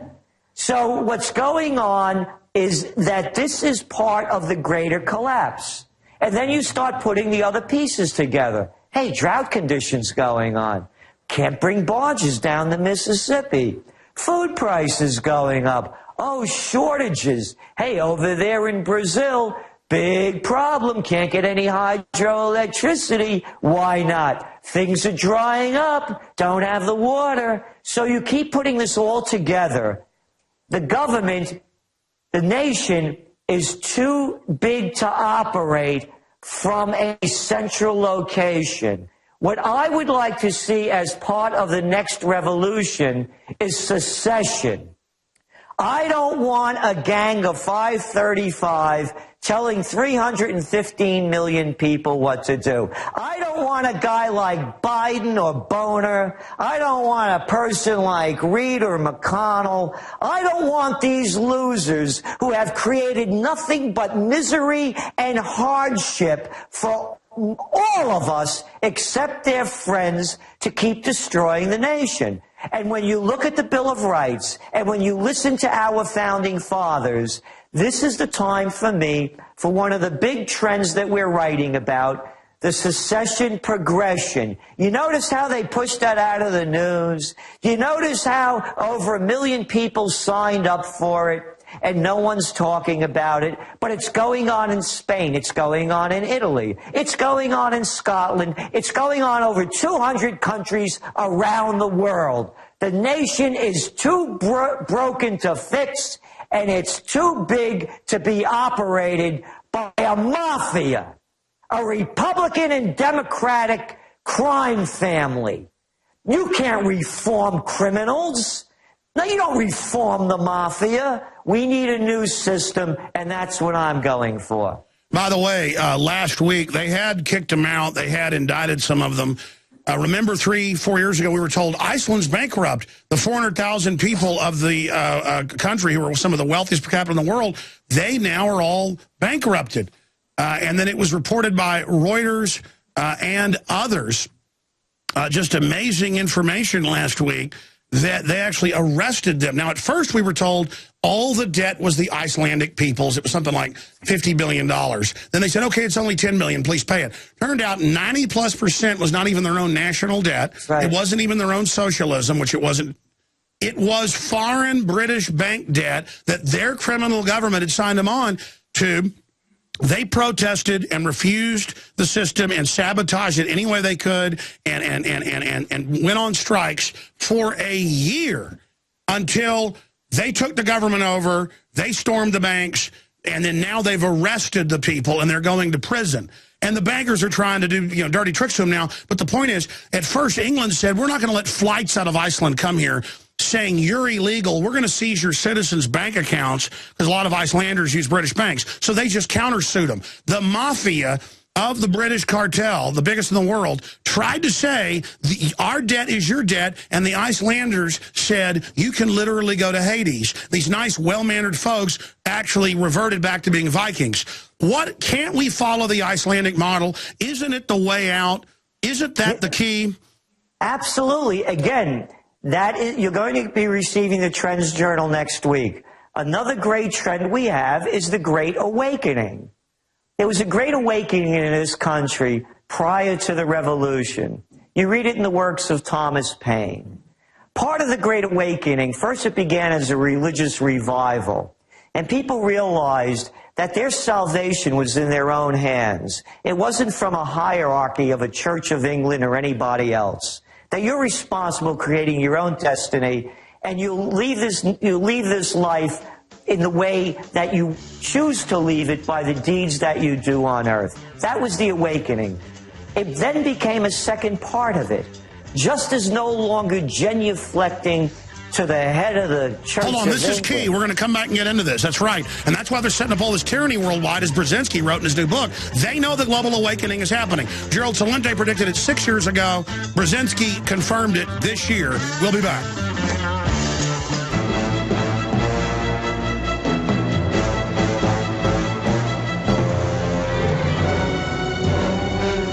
Ladies and gentlemen, here's the issue. We got Gerald for 2 more segments. Really appreciate him joining us. They came out and announced we're going to have an executive order, which they'd said quietly before, where we can just ban semi-autos. And people said, no way, that's unconstitutional. So then CNN, I was watching them today before the show started, back there in the coffee area, was going, it's just an executive order to use existing laws, but it's how we implement them. This isn't unconstitutional. Don't be paranoid. And they played a clip of Limbaugh saying this is a tyrannical takeover. And I saw another newscast criticizing Drudge for putting Hitler and Stalin up there. Well, they used executive action to take guns. That's what this is. See, they're always, don't be radical, don't be radical. They're the ones that are radical. And we've got to rise to their radicalness with our base rock common sense and say no.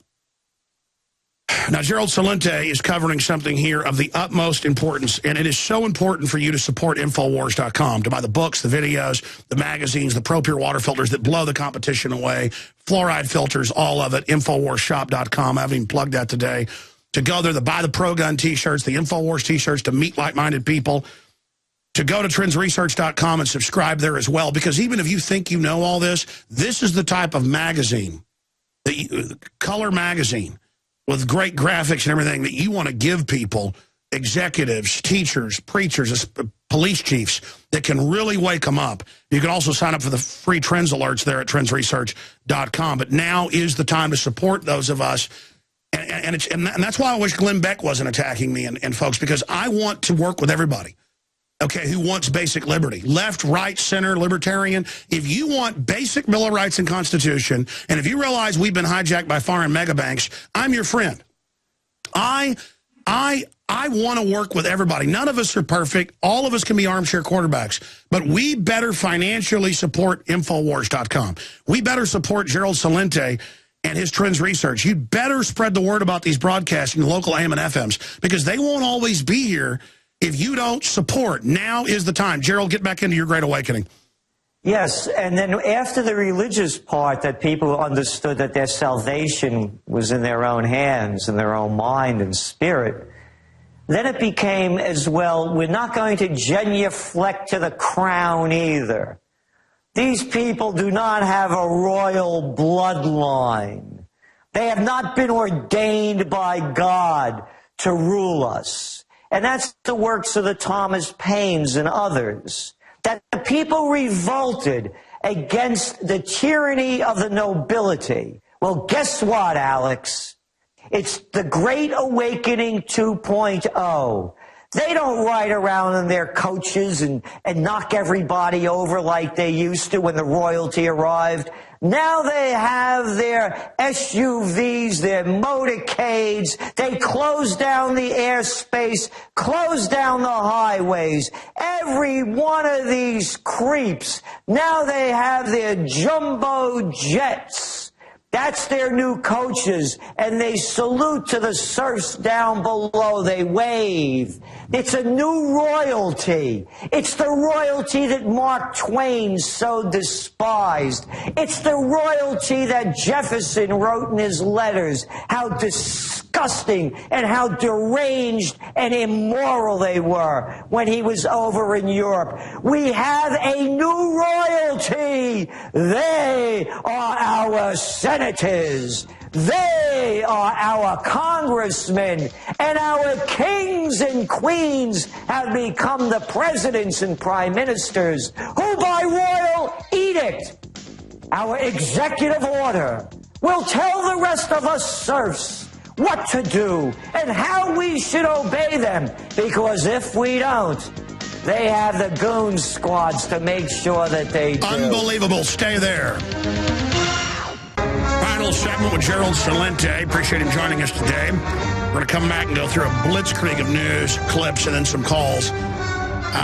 Up on screen, if you're a TV viewer, I have an image of Thomas Jefferson next to Nancy Pelosi, Harry Reid, and some of the other little globalist minions there. And imagine 235 plus years later, these tyrants are trying to destroy what Thomas Jefferson helped get into place. And he was the main architect, for those that don't know. They are literally still trying to get rid of something that our forebears fought with blood, sweat, and tears and a lot of work to put into place. And that's why they spend all day demonizing it. And I was just thinking about Gerald Celente, talking about the old royalty that disgusted Jefferson and others. And then here is the new royalty saying, by executive decree, we'll do whatever we want. We'll spy on you. We'll kill you. We'll disappear you. We'll have the goons come after you. We are right back in that same position. And it's just amazing. Absolutely amazing. Gerald Celente, we got 4 minutes left. You got the floor. And again, you are a voice of the Great Awakening. I mean, if anybody doubts it, you know, they haven't been tuning in so much. And as I am, and others, Dr. Paul Craig Roberts, Ron Paul, nothing has changed. There's a new royalty. I'm not making this up. Do you ever see these people? Everywhere they go, there's red carpets and a bunch of flunkies either saluting, depending on the country you're in, or dressed up in some moronic uniform. And I'm saying to myself, who's paying for this? And then crap? Obama bows to royalty. But who's paying for this garbage? Who's paying for all of these flunkies to get dressed up in this uniform? I have a business. Get to work. What are you doing over here? You don't have to salute me when I walk in the door. Do they salute anybody? Here he comes. Roll out the red carpet. Nothing has changed. Look how they talk down to us. Look how they tell us what we must believe, why we should believe it, and how we should behave. There's a new Great Awakening. The Great Awakening 2.0 is going to precede the Second American Revolution. And again, not one of guns and armies, but one of the mind and the spirit, the heart and the soul, the dignity and the respect of the individual. Not what we should be saying and taking orders from our masters. I agree with you. When you talk about royalty, the red carpet was for royalty. They even have the guards around them, holding up standards. They're telling us we are the emperors, we are your owners, and they act just like old royal dictatorships, and they say they're above the law, they're immune, you're a slave. They twist it all, and then they take old ladies' houses. You see it in the news all the time for some unpaid tax they can't pay. Exactly. So that these guys could have, $15 billion in the bank. Exactly, the new royalty. Here's a quote from Thomas Paine. To the evil of monarchy, we have added that of hereditary succession. Oh, yeah, one Bush, another Bush, another Bush, a Clinton, a Kennedy, a Kennedy. And as the first is the degradation and lessening of ourselves, so the second, claimed as a matter of right, is an insult and imposition on posterity. For all men being originally equals, no one by birth could have a right to set up his own family in perpetual preference to all others forever. And that's what they have done. It's their seat of power. They have become the royalty. They are in charge. They know what's best for us. Amazing. Gerald Celente, hope to speak to you soon. Trendsresearch.com. I'm Alex Jones with Infowars.com. We'll be right back with the main radio transmission, 11 a.m. to 2 p.m. Central every day. Find all Gerald's material and videos at his Trends Research site. We'll be back. All right, ladies and gentlemen, we are back live here today on this Thursday worldwide transmission. And I want to go through the different laundry list of clips that we have here today. In fact, guys, I had my list. Here it is. I want to first give out the number. If you heard Doug Hagmann on earlier from Northeast Intelligence Network, or you just heard Gerald Celente on the broadcast, or you want to give your take on them saying they want to use executive orders to take our firearms, that's the issues we're mainly talking about. Or the Democrats are proposing even more tax increases now that they just got the other tax increases through. And this is how it works. Once they get you to the cliff, they start raising taxes once a year. Then it's 3 times a year. Then it's 10 times a year. And then you're paying 80% to 90% is the IMF World Bank model of everything you do in different taxes. And the streets aren't fixed, sewage is everywhere, but almost all your money goes to the government. And you're like, yeah, but their tax receipts go down when they do that. They don't care. In fact, they want to make you poor. And so McClatchy newspaper is reporting that. There's a really creepy article. Could Alex Jones' revolution actually happen? Out of Yahoo News. And it goes on to admit the government's arming against us and building up, and that it's creepy, and that if they try to take the guns, there may be a revolution. But it also tries to discredit me. Look, it's not Alex Jones's revolution.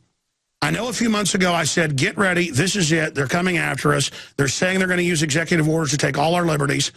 I can tell by their bearing and the propaganda and all these new shows coming out on ABC, NBC, CBS that the fix was in for Obama and that they are going to demonize gun owners. I mean, they don't have 4 new shows on broadcast TV and then a couple I know of on cable that are now out or coming out where gun owners are terrorists and the U.S. Army hunts them down and infiltrates them. And it puts them in situations where the gun owners are always bad guys. It follows total Homeland Security scripting where they say gun owners, veterans, returning vets, libertarians, conservatives are the enemy. And then they're training, the real trainings for this war going on for a decade, even before Obama got in. And now they're just going public with it.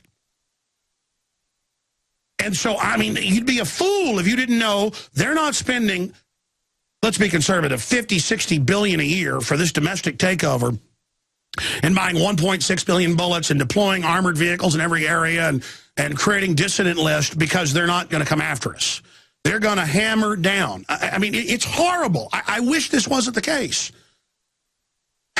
And they mean to break this country. They mean to bring this country completely down. And I just pray to God to open the eyes of this country.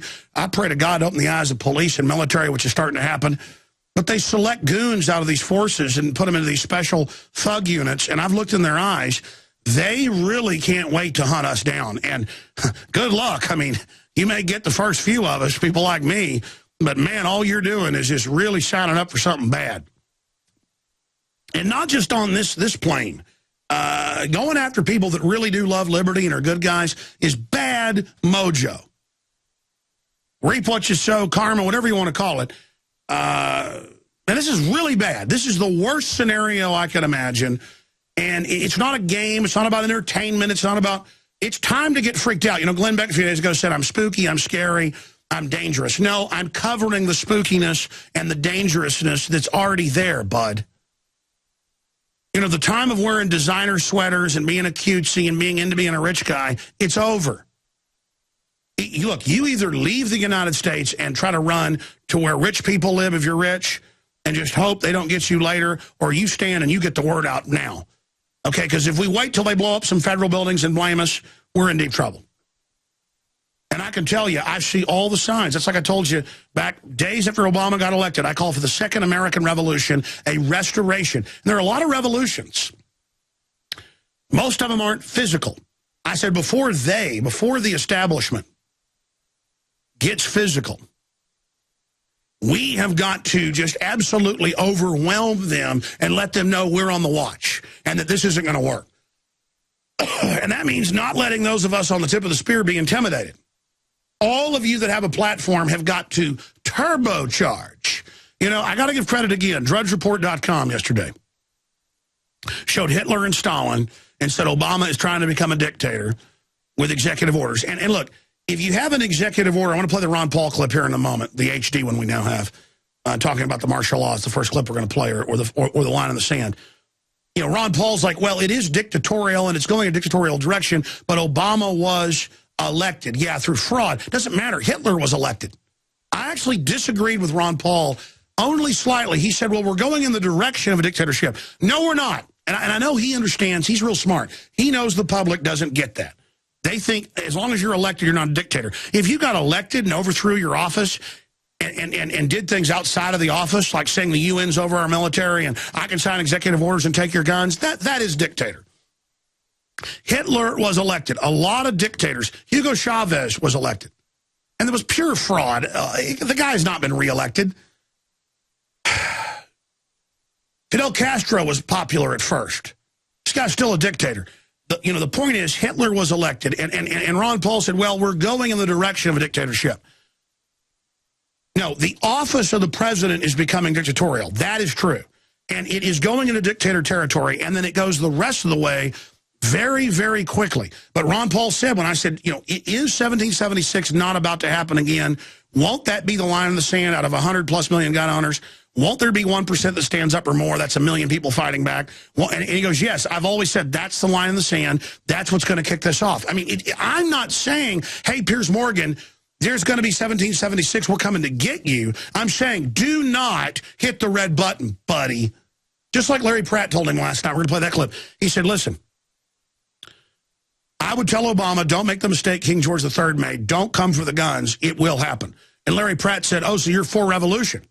Piers Morgan said that to Larry Pratt. Larry Pratt said, listen, I'm telling you what's going to happen.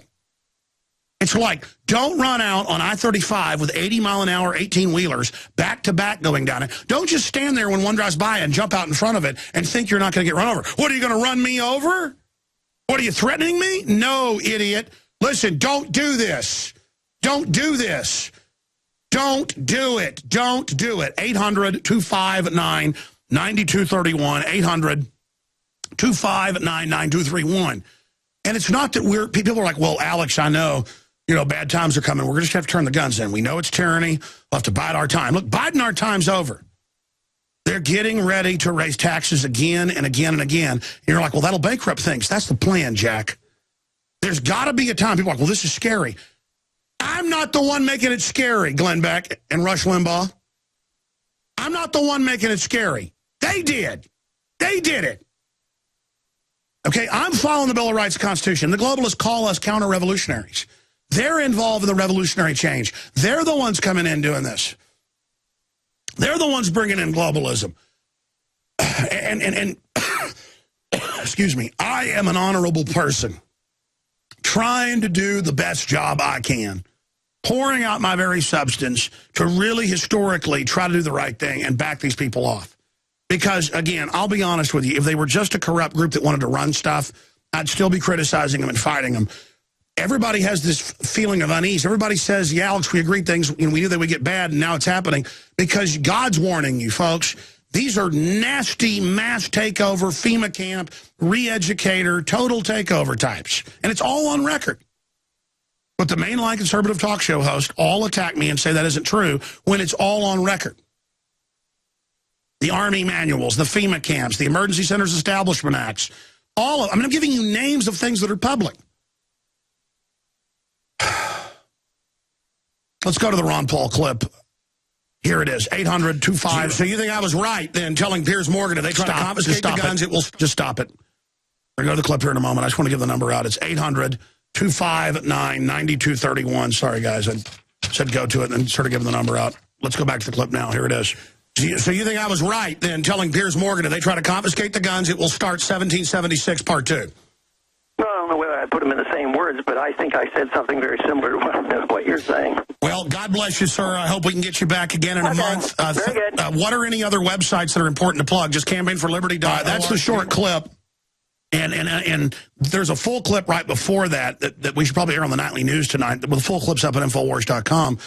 Where he talked about the line in the sand being the guns. So there's a full part. Okay, so we're going to play that later once we find that because it's so important. Sure, we'll go ahead and play it now. Go ahead. Sir, will you turn in your semi-autos? Well, I might not even have anything to turn in for that purpose, but I don't think the American people will. I've always assumed that the line in the sand may well be drawn. If the federal agent marches in unannounced and they say, well, give me your gun and give me your gold, I don't think we'll do that, calmly. I think the American people will highly resent it and resist. Yeah. I mean, this isn't a game. We've got radical Marxists hired by foreign banks. By the way, it is the most incredible article I've ever read, and I will read this after I take some calls. This Pravda article that we've posted in full, and Pravda used to be the total Soviet mouthpiece. Now it's the opposite. Pravda used to be known as a joke of lying media. And it comes out and says, the banks that have hijacked your country put Stalin, first Lenin in here, and took our guns. We were just like you. We all had rifles and shotguns, and we fought back. We were the White Russians, and they killed us. And Pravda says, the same banks. I actually got tears in my eyes reading it this morning. I saw it yesterday and didn't read it. And I know the history's true, and here are the Russians saying you're run by big banks, they're going to take your guns, they're going to kill you. Your banks did this to us in 1917. America, watch out, they're going to put you in camps, they're going to kill you. I mean, it is incredible information. I'm going to read this on air. It is so incredible. .com.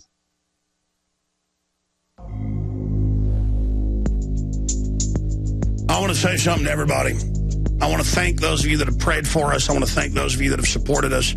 I want to thank all of you that have put up with me over the years because, in your discernment, I'm just doing the best job I can. and I don't think I always have the answers. In fact, I know I don't. I make a lot of mistakes, and I'm just fighting as hard as I can. And that's all I can do. That's all I can do. And I get very angry at the globalists because I know who they are. And I, at a selfish level, am very mad that it's in my blood and that I can't help but resist them. I mean, I've tried to think about before backing off, and it just feels so horrible that I just can't do it. And then I realize things are just going to get worse, and then I get really angry because I'm not backing off. My ancestors didn't back down. I'm not backing down. And the only reason we've had wealth and liberty and freedom and lived the longest and had the most money and was because our ancestors were meaner than rattlesnakes and a grizzly bear. And acting like a bunch of sheep, you're going to have wolves come. And that's all I can say. I mean, we act like a bunch of cowards and bow down to government like it's royalty. We're going to get treated like slaves. And that's why I'm so angry. Is because I realize I've been right about all this and then some, and it really is upsetting. I know why people want to think things aren't as bad as I say, because then you'd have to do something about it, wouldn't you? And I know there's a lot of you out there doing a lot. And you can't get through to me, and you try to call, and whatever, and you get mad at me because you've got an idea that would fix everything. Look, I'm totally overwhelmed. Okay, I can't do it all. And I try to take time off. I try to rest. I try to not get angry. And I probably need to take a vacation, I'll be honest with people, because I never take off. You know, any race car's got to pull over and get its oil changed and get new tires on it and stuff. I'm only a human. But I do appreciate all the prayers and things. But, you know, I've told you I feel this quickening coming and see it building the last few months, and now you see it all happening. My gut now, it's 10 times what it was a week ago. It's just, man, we're in trouble. And I just want to turn things around. I just don't want us to be taken over by pure authoritarians. You know, Jacobson just gave me an article about searches, the Examiner reports, as liberals propose gun control, Google searches on Hitler gun control spike. One of the top searches yesterday because Drudge told it like it was. When I saw this yesterday, I said, that's the spirit. Putting Stalin and Hitler up there where Obama was talking about using executive orders to take our guns. Why is that so powerful? Because you've got to be radical in the face of their radicalism. You've got to tell where this is leading. Because they are radicals, and they tell us, oh, don't be radical. Don't be radical. That discredits you. No, you're the radicals, and extremism in defense of liberty is no vice, as Barry Goldwater said. Laying down to tyranny is not golden, it's yellow. Silence isn't golden, it's yellow. Like somebody peeing their pants. That's what cowards do when they get real scared. They fall down, don't hurt me, and pee on themselves. I'm not going to do that, man. I don't know how to do that.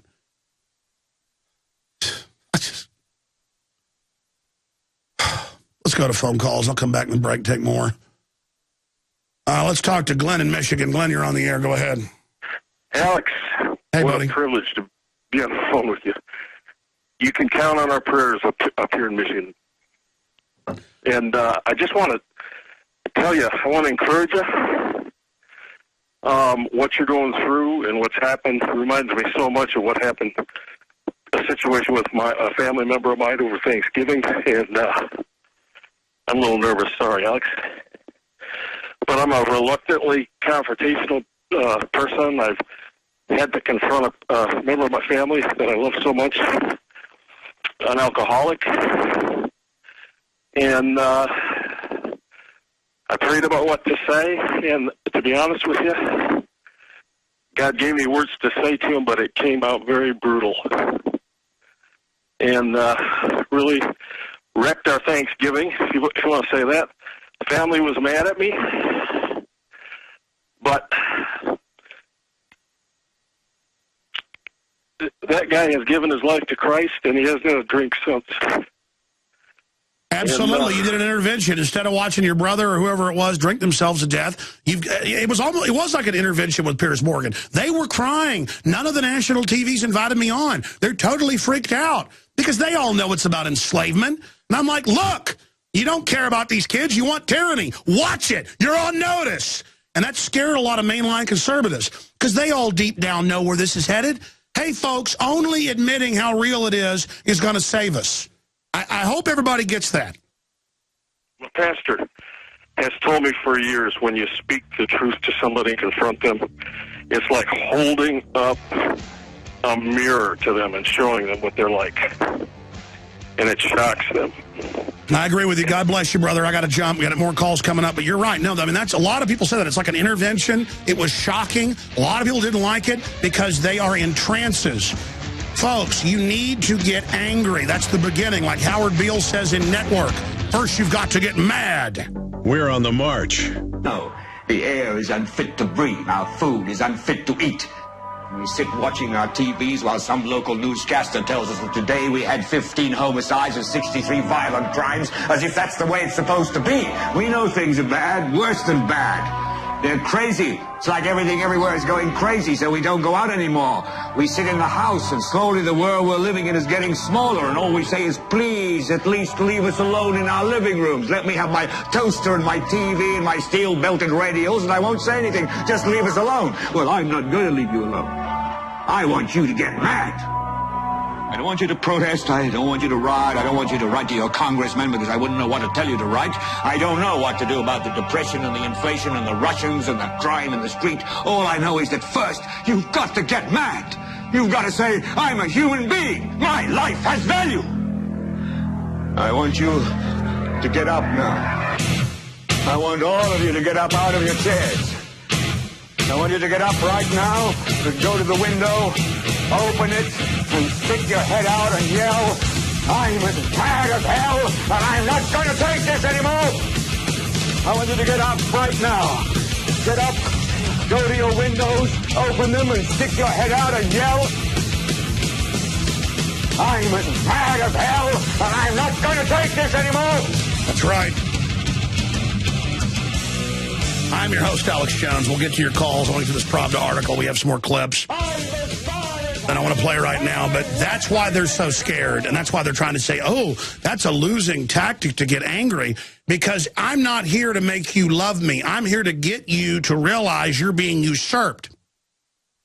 I mean, they are cold-bloodedly hammering these dead kids' deaths to get our guns to enslave us. They're going to come and take our guns. They're going to raise our taxes again and again. They're going to reduce us to absolute despotism. They're going to eat out our substance. The power to tax is the power to destroy. I'm angry about that. I don't want to have to flee the United States. There's nowhere to run. I know who these people are. And we're never going to get out of this if we don't get angry about it. And to all of you that have decided to serve the system, I mean, come on.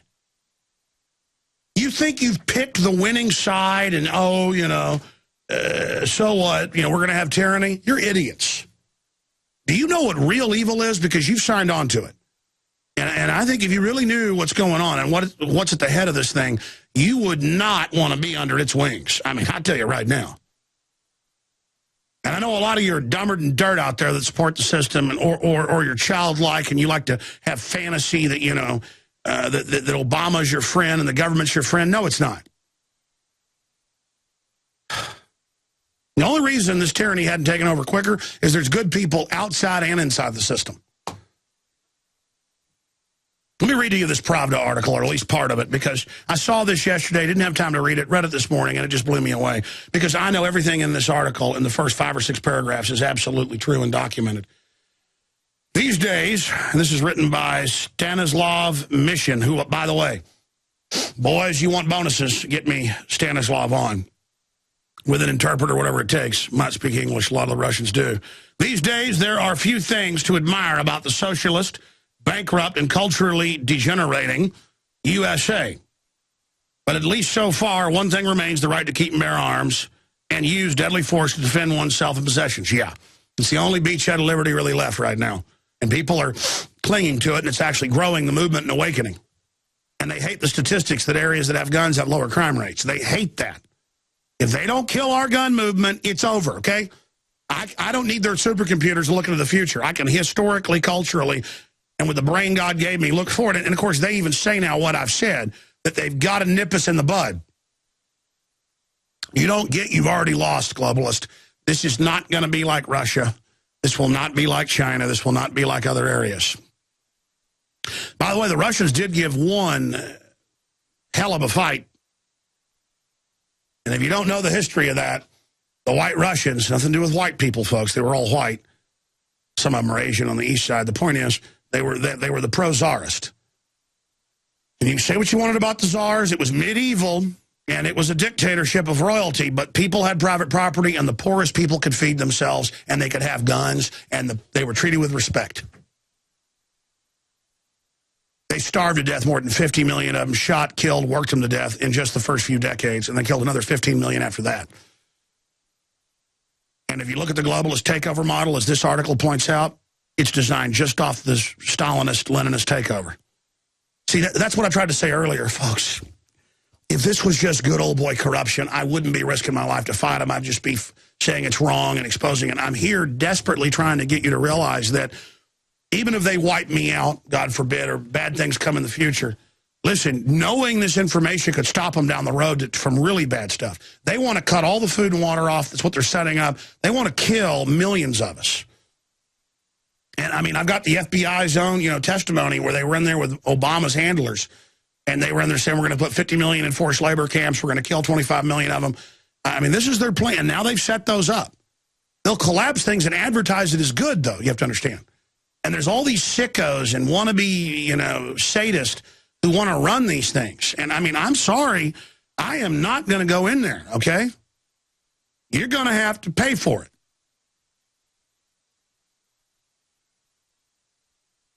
And America knows you're coming. They didn't sell 10 million guns last month, and now it's going to be on track to even more this month because people don't know. They know who you are. Their gut knows who that you are. I'm going to shut up. Let me get back to this. These days, there are a few things to admire about the socialist, bankrupt, and culturally degenerating USA. But at least so far, one thing remains, the right to bear arms and use deadly force to defend oneself and possessions. This probably comes as a total shock to most of my Western readers, but at one point, Russia was one of the most heavily armed societies on Earth. This was, of course, when we were free under the Tsar. Weapons, from swords to spears and pistols, and rifles and shotguns were everywhere. Yeah, in fact, you weren't a man unless you carried a pistol. Common items, people carried them concealed. They carried them holstered. Fighting knives were the prominent part of many traditional attires, and those little tubes, krises, crossing on the costumes of Cossacks and various Caucasus peoples. Well, those bullets were for rifles. See, that's why it's part of their dress. You always see them with the bullets on them. Various armies, such as the Poles during the times of troubles, or Napoleon, or the Germans, even as the Tsarist state collapsed under the weight of World War I and Wall Street money, found that holding Russian lands was much, much harder than taking them, and that it was no easy walk in the park, but a bloodbath on its own. That's right. That's why when the West tried to collapse Russia at the end of World War I, they couldn't do it because they had guns. And Napoleon couldn't do it. He'd beaten everybody, but he couldn't beat the Russians because their citizens would sit there and snipe you. So Western banks, on record, declassified congressional hearings in the 70s, sent $25 million in gold in with more than 10,000 New Yorkers trained with rifles with Lenin to take over. And they took over Moscow, and then our media said, Uncle Lenin has taken over. He's a great man. And then they went in and just killed everybody. But that because it was the government. They got the central government under their control. It wasn't an open outsider. See, if you can't realize that, you can't beat these people. Various armies, such as the Poles during the times of trouble, or Napoleon, or the Germans, even as the Tsarist state collapsed under the weight of World War I and Wall Street money, found that holding Russian lands was much harder. Let me see a document cam shot of this. I'm going to show folks this article. Was much harder than taking them, and taking was no easy walk in the park, but a bloodbath all its own. In holding, one faced an extremely well-armed and aggressive population hell-bent on exterminating or driving out the aggressor. This well-armed population was what allowed the various white factions to rise up. No matter how disorganized politically or militarily they were in 1918, and wage a savage civil war against the Reds that went on for more than 15 years off and on. And that's why finally when Stalin had wiped them all out, then he killed 50 million people. Once he'd gotten full control, it took them decades to kill everybody. And they've got the same plan under Agenda 21. That's why you can't have a garden in your front yard or backyard. This is all a Russian takeover because it was a banker takeover. American money did that to the Russians. It should be noted that many of these armies were armed peasants, villagers, farmers, and merchants protecting their own. It had not been for Washington's clandestine support of the Reds, history would have gone quite differently. Just like our government funded Mao in 49. That's now declassified. He killed over 80 million people, depending on which number you look at, 60 to 80. Moscow fell, for example, not from lack of weapons to defend it, but from lying guile of the Reds. 10,000 Reds took Moscow and were opposed only by some few hundred officer cadets and their instructors. Even then, the battle was fierce and losses high. However, in the city alone at the time, it lived 30,000 military officers, both active and retired, all with their own issued weapons and ammunition, plus tens of thousands of other citizens who were armed. The Soviets promised to leave them all alone if they did not intervene. They did not, and for what we were asked afterwards to come register themselves and their weapons, where they were promptly shot. And the Russians go on to explain to them, they are murdering liars. They are about to do to you what they did to us. That's right. You study the Russian Revolution, and then you look at the Trotskyites who finally Stalin double-crossed the Lenin Trotskyites and sent them over here to Mexico and the U.S. They took over and became the neocons. Go look it up. The founder of it, Crystal's dad, was a top commie general. And they said, okay, we got kicked out over here. We're going to come over here. We're in so much trouble. They're going to follow an exact Soviet blueprint. And it really is just hard to deal with. I understand why a lot of you can't believe this is happening because it's so horrible. Folks, they want to break us forever. Okay, the Russians were just as armed as the Americans. They beat Napoleon and they beat the Reds at first until our government sent a bunch of armed U.S. citizens over there that knew how to shoot. Army veterans and people. It's just so evil. Did you know American citizens helped take Moscow? And see, as soon as McCarthy, it's now been declassified by the Russian files, said, our army runs the Soviets. Oh, my gosh, he was destroyed, but in one day. When he was being used to just persecute liberals and people and set up a police state, see, they used the threat they created to take our rights over here as well. Just like in episode 3, the emperor becomes the emperor by staging attacks against his own bases. See, that's a child's movie explaining to you how false flag works. Now, the globalists this time are going to use Muslim extremists as the pretext to have the cover of the takeover, but then the real manuals, which are now public, are all about gun owners. The whole thing is about checkpoints, grid points, locking down the food, coming and getting our guns. I mean, they plan it. And they're going to call him Lincoln. They're not going to call him Lenin. Obama will be... You better remember the day you heard all this, because if we don't beat him politically, this is what's going to happen. They're going to call this Lenin-esque takeover Obama. He's their man. They plan on making him a full dictator. There's no doubt now. They plan on making him the new Lenin. That'll be what he's called privately. They're going to call him Abraham Lincoln. And I knew this was coming because of the buildup and all the other points whenever they were advertising him as the new Lincoln and all these movies and TV shows. And I said, they're going to say that he's going to crush the states and the right-wingers. And now that's in Daily Kos and others. They go, you bet he's Lincoln. We're coming for your guns. Get ready. And they're talking about federal militias that are going to round us up. You see, they want our guns because they fantasize, like Piers Morgan agreed. He said, I'm going to get in a uniform and I'm going to blow Alex Jones's brains out. And the media is like, you bet, kill Alex Jones. Oh, but there was nobody outside harassing me. No. They just said they want to kill me on TV and talked about my kids. Hope they don't get killed.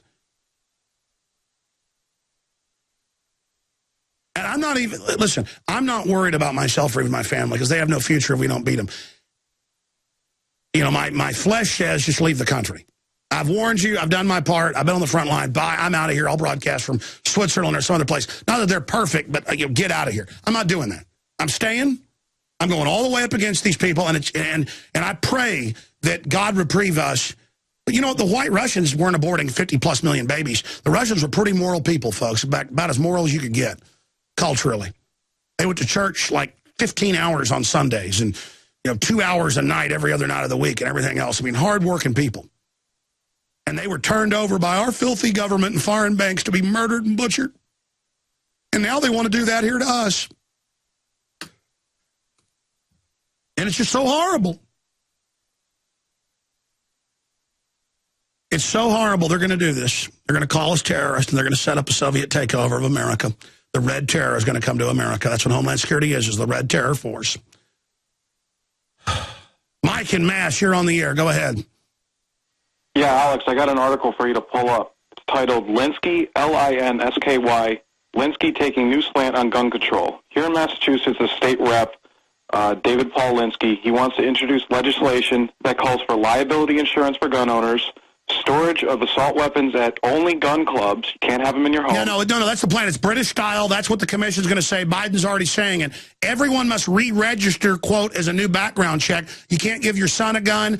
Any guns given to you by anybody else will be retroactively illegal, and they're going to make you go get, quote, insurance on them. Yes, that's the plan.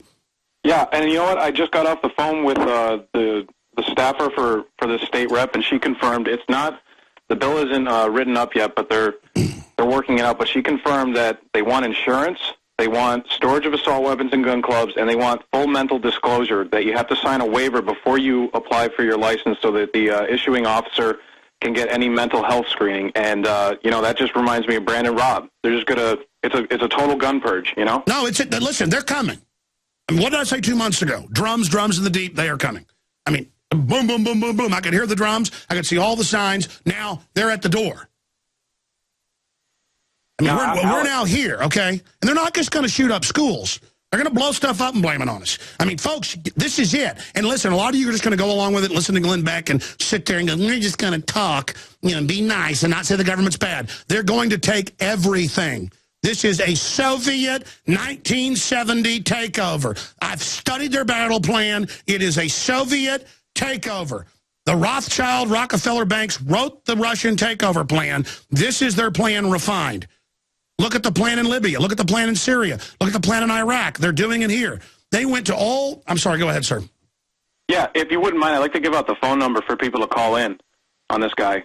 Well, listen, I believe you and your voice sounds good, but I've always got to check numbers before we give them out on air because people can call in with a wrong number to some old lady and then we're in deep trouble. Email me the number. We'll look at doing that. We're trying. And again, by the end of the show, I've got this chest cold or whatever it is, so it's hard for me not to have hacking attacks if I'm not as eloquent as I normally am. The Russians and the previously Russian-run, government-run Pravda is saying, do not turn your guns in. They're planning a red terror that your own banks financed. We've seen this before. Don't turn them in. And by the way, they're going to tell the police and military to turn their guns in. That's in the 7277 State Department plan. After our guns are taken, yours are taken.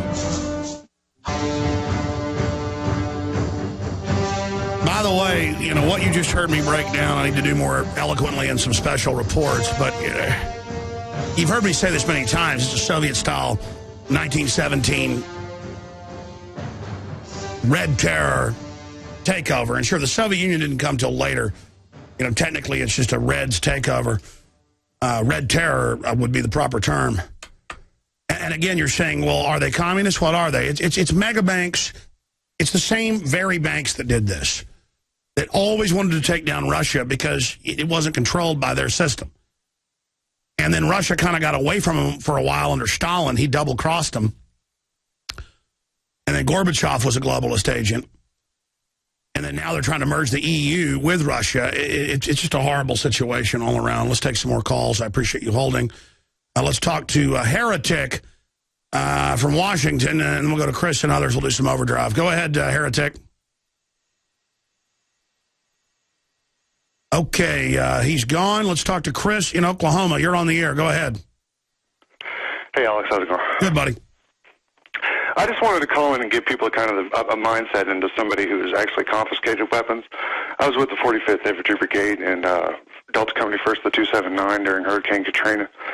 We were really the first boots on the ground, and keep in mind, we were an infantry brigade, and we were called there for security. Saving lives would have been nice or whatever, but that's just not what we do. And when we come up to your house, it's just a hell of a scene. It's just like something out of a movie. It's 5 trucks, everyone departs, they stack right on the outside of the frame of the door, and then they come through. Well, every now and then, we would knock and yell, you know, does anyone need any assistance? But that's as I'm booting in the door. Well, that's the psych warfare thing. We're here to assist you. I mean, that's all, like, this is not an attack. And this happened on record. Again, this is the training. This is the test. And I think you called a few years ago and told the whole story, didn't you? Yeah, it was a couple months ago. I called in, and I was talking to Rob, or the health ranger it was. Okay, so finish your story. I mean, describe to people, yeah. And then ABC News said if someone resisted, you killed them. Yes, sir.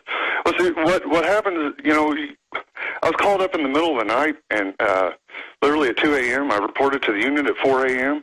We were told immediately that there's news reports and reports on the ground that people are firing at rescue helicopters. The city has descended into total chaos, and we're going to come in there and put our boot up some butt. Yeah, exactly. Notice the cover story with you. It's a psyop. Not we're going to go find who's shooting in helicopters later made up. We're just going to go take everybody's guns at their houses. Yeah, we're going to secure the city at any and all costs. We'll meet aggression with aggression, and you know that's how it was to be. It'll be like this: right-wing terrorists just nuked a major city. All of them are to be killed on sight. They don't turn the guns in. We're going to round up the troublemakers as well. You're the weather, so you're dead. Hail Obama, King of Earth. Sorry, go ahead. No, sorry. They use that whole situation. I figured this out later. I'm not in the military anymore, and you know this plagues me every day that I went around and actually did this. It didn't occur to me till later what I was doing. I know it sounds like an ignorant cop out, but No. You just walk up and suddenly you're being groped by TSA. You just walk up one day and they say, take your shoes off. You walk up one day and they say, go get in the ditch, and they shoot you in the back of the head. But I mean, look, they are planning this, and then they're going to call gun owners terrorists. And then I hope people understand they plan a red-style takeover. If people submit to this, it's over. If you could imagine with this, you know, it could have, you know, the geoengineering and things that go on, whatever you could say about Katrina, it happened, and it's just that emergency situation where everybody's hyped up.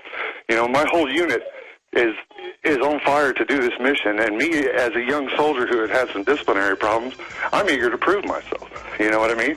I'm eager to show that I'm combat ready and I'm ready to go. You know,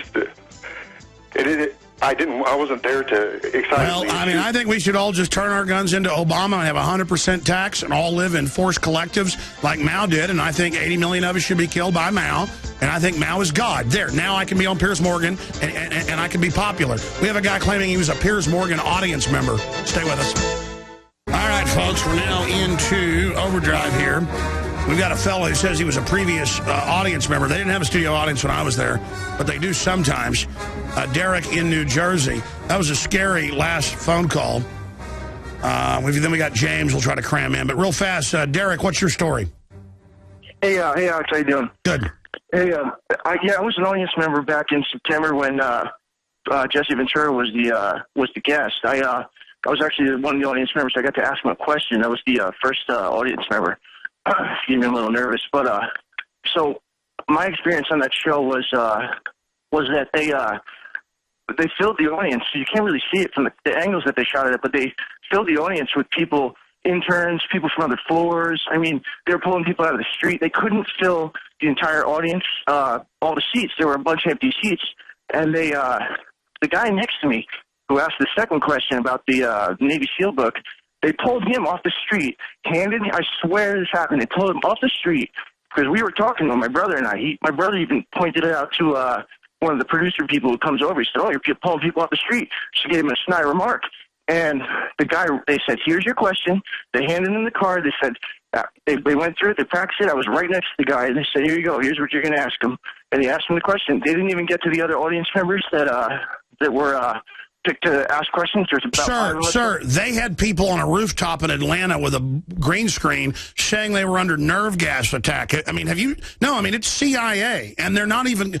Did you notice that how the place looked shabby and was rotting? It was disgusting. I actually used that bathroom. I couldn't believe it. Wow. So you saw the poop on the walls? It was terrible. Before the show went, they said if anyone needs to use the bathroom, come with us. My brother went too. It was I couldn't believe it. You sound credible. We can go to the last Ventura interview and see if it matches your voice, and people will do that later when this goes online. Describe the layout of the Piers Morgan set when you come in out of the hallway. How was it laid out? Well, the way they had it set up there was kind of like a round table, so everyone was sitting in the middle. No. Before you go in the studio, what's right outside the door they brought you in? Yeah, it was like cruddy, white walls. The ceiling was caved in. It was terrible lighting. It looked like you were in. It looked like they bring the trash through there every day. But I know. But what was the layout? What was the layout of the green room, and then the what was beside it? Well, I just went to the restroom that was through the doors, and then I didn't quite go past through the green rooms. It was white walls. By the way, that's not the common restroom. I'm talking about the green room restroom was dirty, too. All right, I appreciate your call, sir. Good to hear from you. Let's talk to James in Minnesota with Vital Info, an XM listener. Go ahead. Hey, Alex. This is James. Thank you so much for taking my call. Long-time listener, first-time caller. I just want to say that I do hereby solemnly swear and affirm that I am prepared to die for the Republic. I am prepared to die for liberty. I'm a U.S. infantry Army soldier. I am prepared to die in the defense of this Republic, and I stand on that. What do you think about the Russians saying, don't turn in your guns like our military did? You know, under the State Department memorandum, after they get our guns, they have the general army stand down and turn their guns in. Oh, absolutely. I mean, that's what they've done in every communist revolution. There's always a purge of the military after they're done being useful idiots, after they're done using us to enact their agenda. They murder us. And I'm telling you right now, everyone listening to this, everyone who can hear my voice right now, you are in the military. If you do not stand against this, you will die. They will murder you. You are their enemy. They hate you. Now, look, I have a message of tragedy and hope. I have seen the enemy. I have looked into his eyes, and I know who he is, but I know how to defeat him, and I'm going to share that with you right now. Are you prepared? Go. All right. Last night, I spoke to a Tier 1 Special Operations officer. He looked me square in the eyes. I want to hear this. We're going into extra overdrive. This is too important. We'll go to more calls as well. Don't hang up. Don't hang up, James. Folks, I've studied history. I know this attack pattern. That's why I keep telling you what's coming next. I just got chills. This is a red Soviet-style takeover by megabanks, not the Russians. Announced yesterday they were going to use executive orders to ban semi-autos and other things. And because there was a huge backlash, they came out today. I saw it on MSNBC and CNN, both globalist channels, collaborator channels, saying nobody's going to take your guns through executive orders. The executive order only activates interpretations of existing laws. So the new thing is, yes, a dictator would use executive orders to take guns. Our executive orders only interpret laws that already exist. That's what we've said. They could use some street sweeper legislation to expand to all semi-autos and then claim under rulemaking you got to turn them in. That's what Larry Pratt said a month ago on the show. They can also harass with rulemaking the gun shops and make it impossible. And make them, well, under ATF rules, you got to have $50 million in insurance. In fact, they said they're going to target manufacturers with rules. So, and again, they're just getting you ready where they have the moral high ground, where every time there's a mass shooting that they advertise and hype up with copycats, that it's your fault. You collectively have the guilt. You did it. Like he told Larry Pratt yesterday, he said, don't you feel anything for what's happened? Don't you feel any empathy like he's done it? And I would have said, I wouldn't have been so mad. Of course, he didn't bring that up to me because I knew he'd say something like that. I planned to say, you mean you're the ones that made them victim disarmament zones and advertised it's the place to go kill people? I did get that part out. You're the ones. You're the ones using 20 dead, which is terrible, but statistically very low probability. Why don't you use all the other horrible stories out there? Because you've got an agenda. Now, I want to shut up and go back to your calls. James in Minnesota says he's an Army infantryman. And he wanted to get into talking to some people last night in the military and what he was hearing. He's listening on XM. James, go ahead. Hey, Alex, thanks for going back to me. Hey, look, you bet. Recap what you said. Recap what you said, and then cover it. All right. Last night I was speaking to a friend of mine. This guy is Tier 1, Alex. This is U.S. Army Special Operations. This guy's been in. He's seen it from every angle.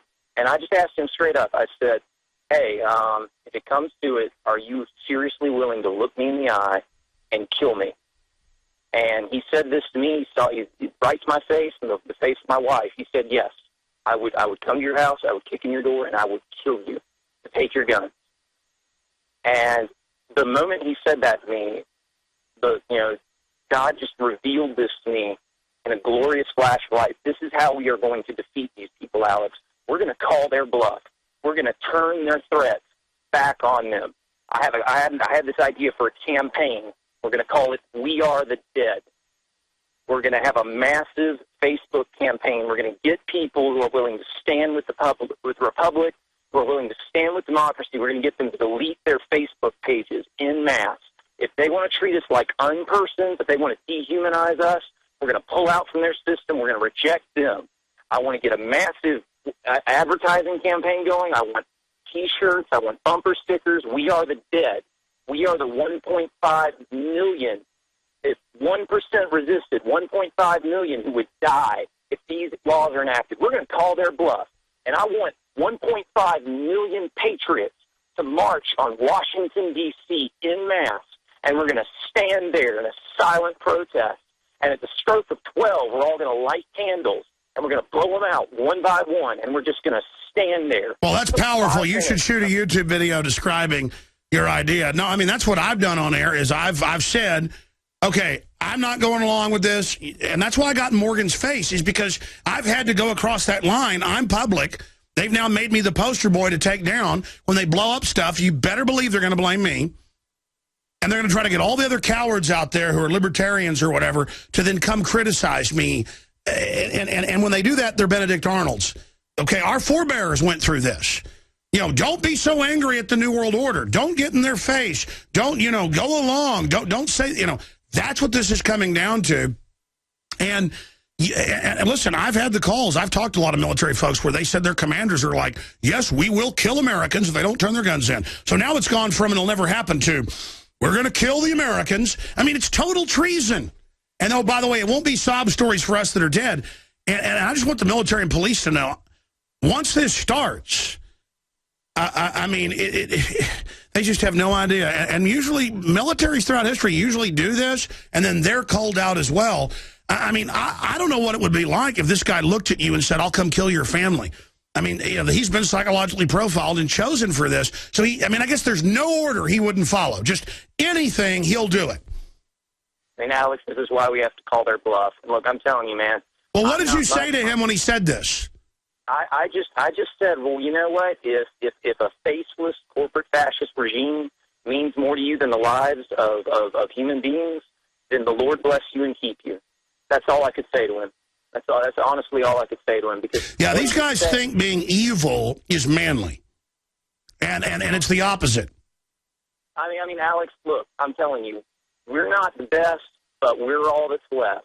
I want to work for you, man. I want to come to Austin. I want to make this a reality. I want 1.5. Well, here's the issue. If you try to have people march on Washington, they put provocateurs in. It would never even. The point is, we need 1 million marches in every town and city every day with banner hangs and people doing YouTube videos and other ideas and people saying, I'm not turning my guns in. This is about despotism. And, Drudge putting up the fact that Hitler wanted the guns and Stalin wanted the guns. We need to call them what they are, authoritarians using dead kids for their agenda. I appreciate your call. I mean, I think most of the military I talk to aren't going to go along with this, but the ones that they're going to put in command are. And I've analyzed it. It is a vicious takeover plan. And a lot of people say, man, you're scary. Well, I guess you're just cowards then. Because, I'm telling you what I really think it is so we can face it. And I mean, my instinct, my gut, my intellect, everything points towards resist this, get back in its face, or it wins. My fear is letting them take over. So I'm running around like a chicken with my head cut off, trying to warn people. And as radical as this show sounds, we're getting new affiliates. In fact, here's a couple of them every week. KHNC 1360 AM, The Lion, Fort Collins, Colorado, 10,000 water. And that's one we're featuring. That's been an affiliate. And WJNL 1210 AM, Traverse City, Michigan, 50,000 watts, thanks to PD and GM and the great stations. And I think those are two stations we already had. So this is a station in focus. This is not the new affiliates. That list is somewhere else. But I need to have the affiliates in focus thing once a week as well. But it's all very, very exciting. They just came in and said, hey, here's some new affiliates. And that's actually the new stations in focus deal. But we have gained several new affiliates this week as well. The point is the broadcast is steadily growing here. Let's talk to Chris in California. Wants to talk. He's listening on XM. Chris, what's your take on all this? Hey, man, I think that this is all something that you predicted from the beginning. I'm a one-year listener, first-time caller, and that piece of garbage, Glenn Beck, is always preaching about doing your homework and doing your research. And last night I did my research and went on YouTube. Man, you've been talking about this since July 25th, 2001. I mean, you called 9/11 on the spot. You know, we got. I appreciate everything you're doing, Alex, and I'm getting my mother, my brothers, my friends, everybody's getting into this show. I'm trying to get them on InfoWars. This is all. You know, I'm ready, man. I never thought anything like this could be possible in my lifetime. I was hoping it wouldn't, but... Well, no, I mean, it's a foreign banking takeover to label all gun owners as terrorists, and then the gun grabbers as sweet people that love children, and they're sending men in black uniforms to get our guns. It's their excuse to start a civil war so they can then, like the Reds, take over. I mean, that's their plan. And listen, I just really quick, I think that it's going to be quite as simple. I don't think... Obama knows that he can't take our guns yet, but this is all a setup. And I think what Biden was saying yesterday, I think the setup is they're just going to make it more difficult for people like you and I to carry our guns around. You know, no gun zones. And when that happens, that's when they're going to be able to confiscate the guns because all of these loonies are going to start shooting people and blowing people up and blaming it on people like us who, you know, just wanted to. They're going to make it more difficult for us to defend ourselves. Well, God bless you. Let's go to Eric in Canada real quick. Go ahead. Hey, Alex, first-time caller. I've been following you since 2004, and you're awesome. I got to tell you, since all of this stuff has been going on, and after watching what happened on Pierce Morgan the other night, me and my wife are going out to start buying guns. And I don't know if you know what Canada's about, but we don't have a very big gun population up here, but... as much as this stuff is going on stateside, this stuff is going on Canada side too. The Idle No More movement, which is being held by the natives, so on and so forth. You know, Alex, I got to tell you, my friend, you know, we will stand there. We will stand in front of you. We will not allow these guys to take you down. And from your brothers from the north, I swear to God, we're here for you guys. Well, that touches my heart, and again, I'm certainly an imperfect vessel to be right up at the tip of the spear. We're all up there together. I'm trying my best. Thank you for the support. They're going to demonize us. They're going to use all of this weird cultural revolution, emotion stuff. They're going to say, we killed the children, we blew up the federal buildings, we nuked the city, we assassinate, I mean, I've told you, everybody, they're going to do horrible things and then say it's our fault. And they've said gun owners are Nazis, gun owners are Klan, gun owners, we collectively killed those kids. No, you did. You're a bunch of scum trying to scapegoat us to disarm us because they can't have us armed when they fully implode the economy. So they're racing to get our guns. God bless you, sir, and I appreciate you from Canada. All right. Well, I tell you, we've got WMQM listeners in Tennessee. We've got all sorts of folks calling in, but I'm going to go into retransmission now because I've already gone 20 minutes into overdrive. And, again, I'm under the weather, so it's hard for me to talk with this chest cold that I thought was just allergies.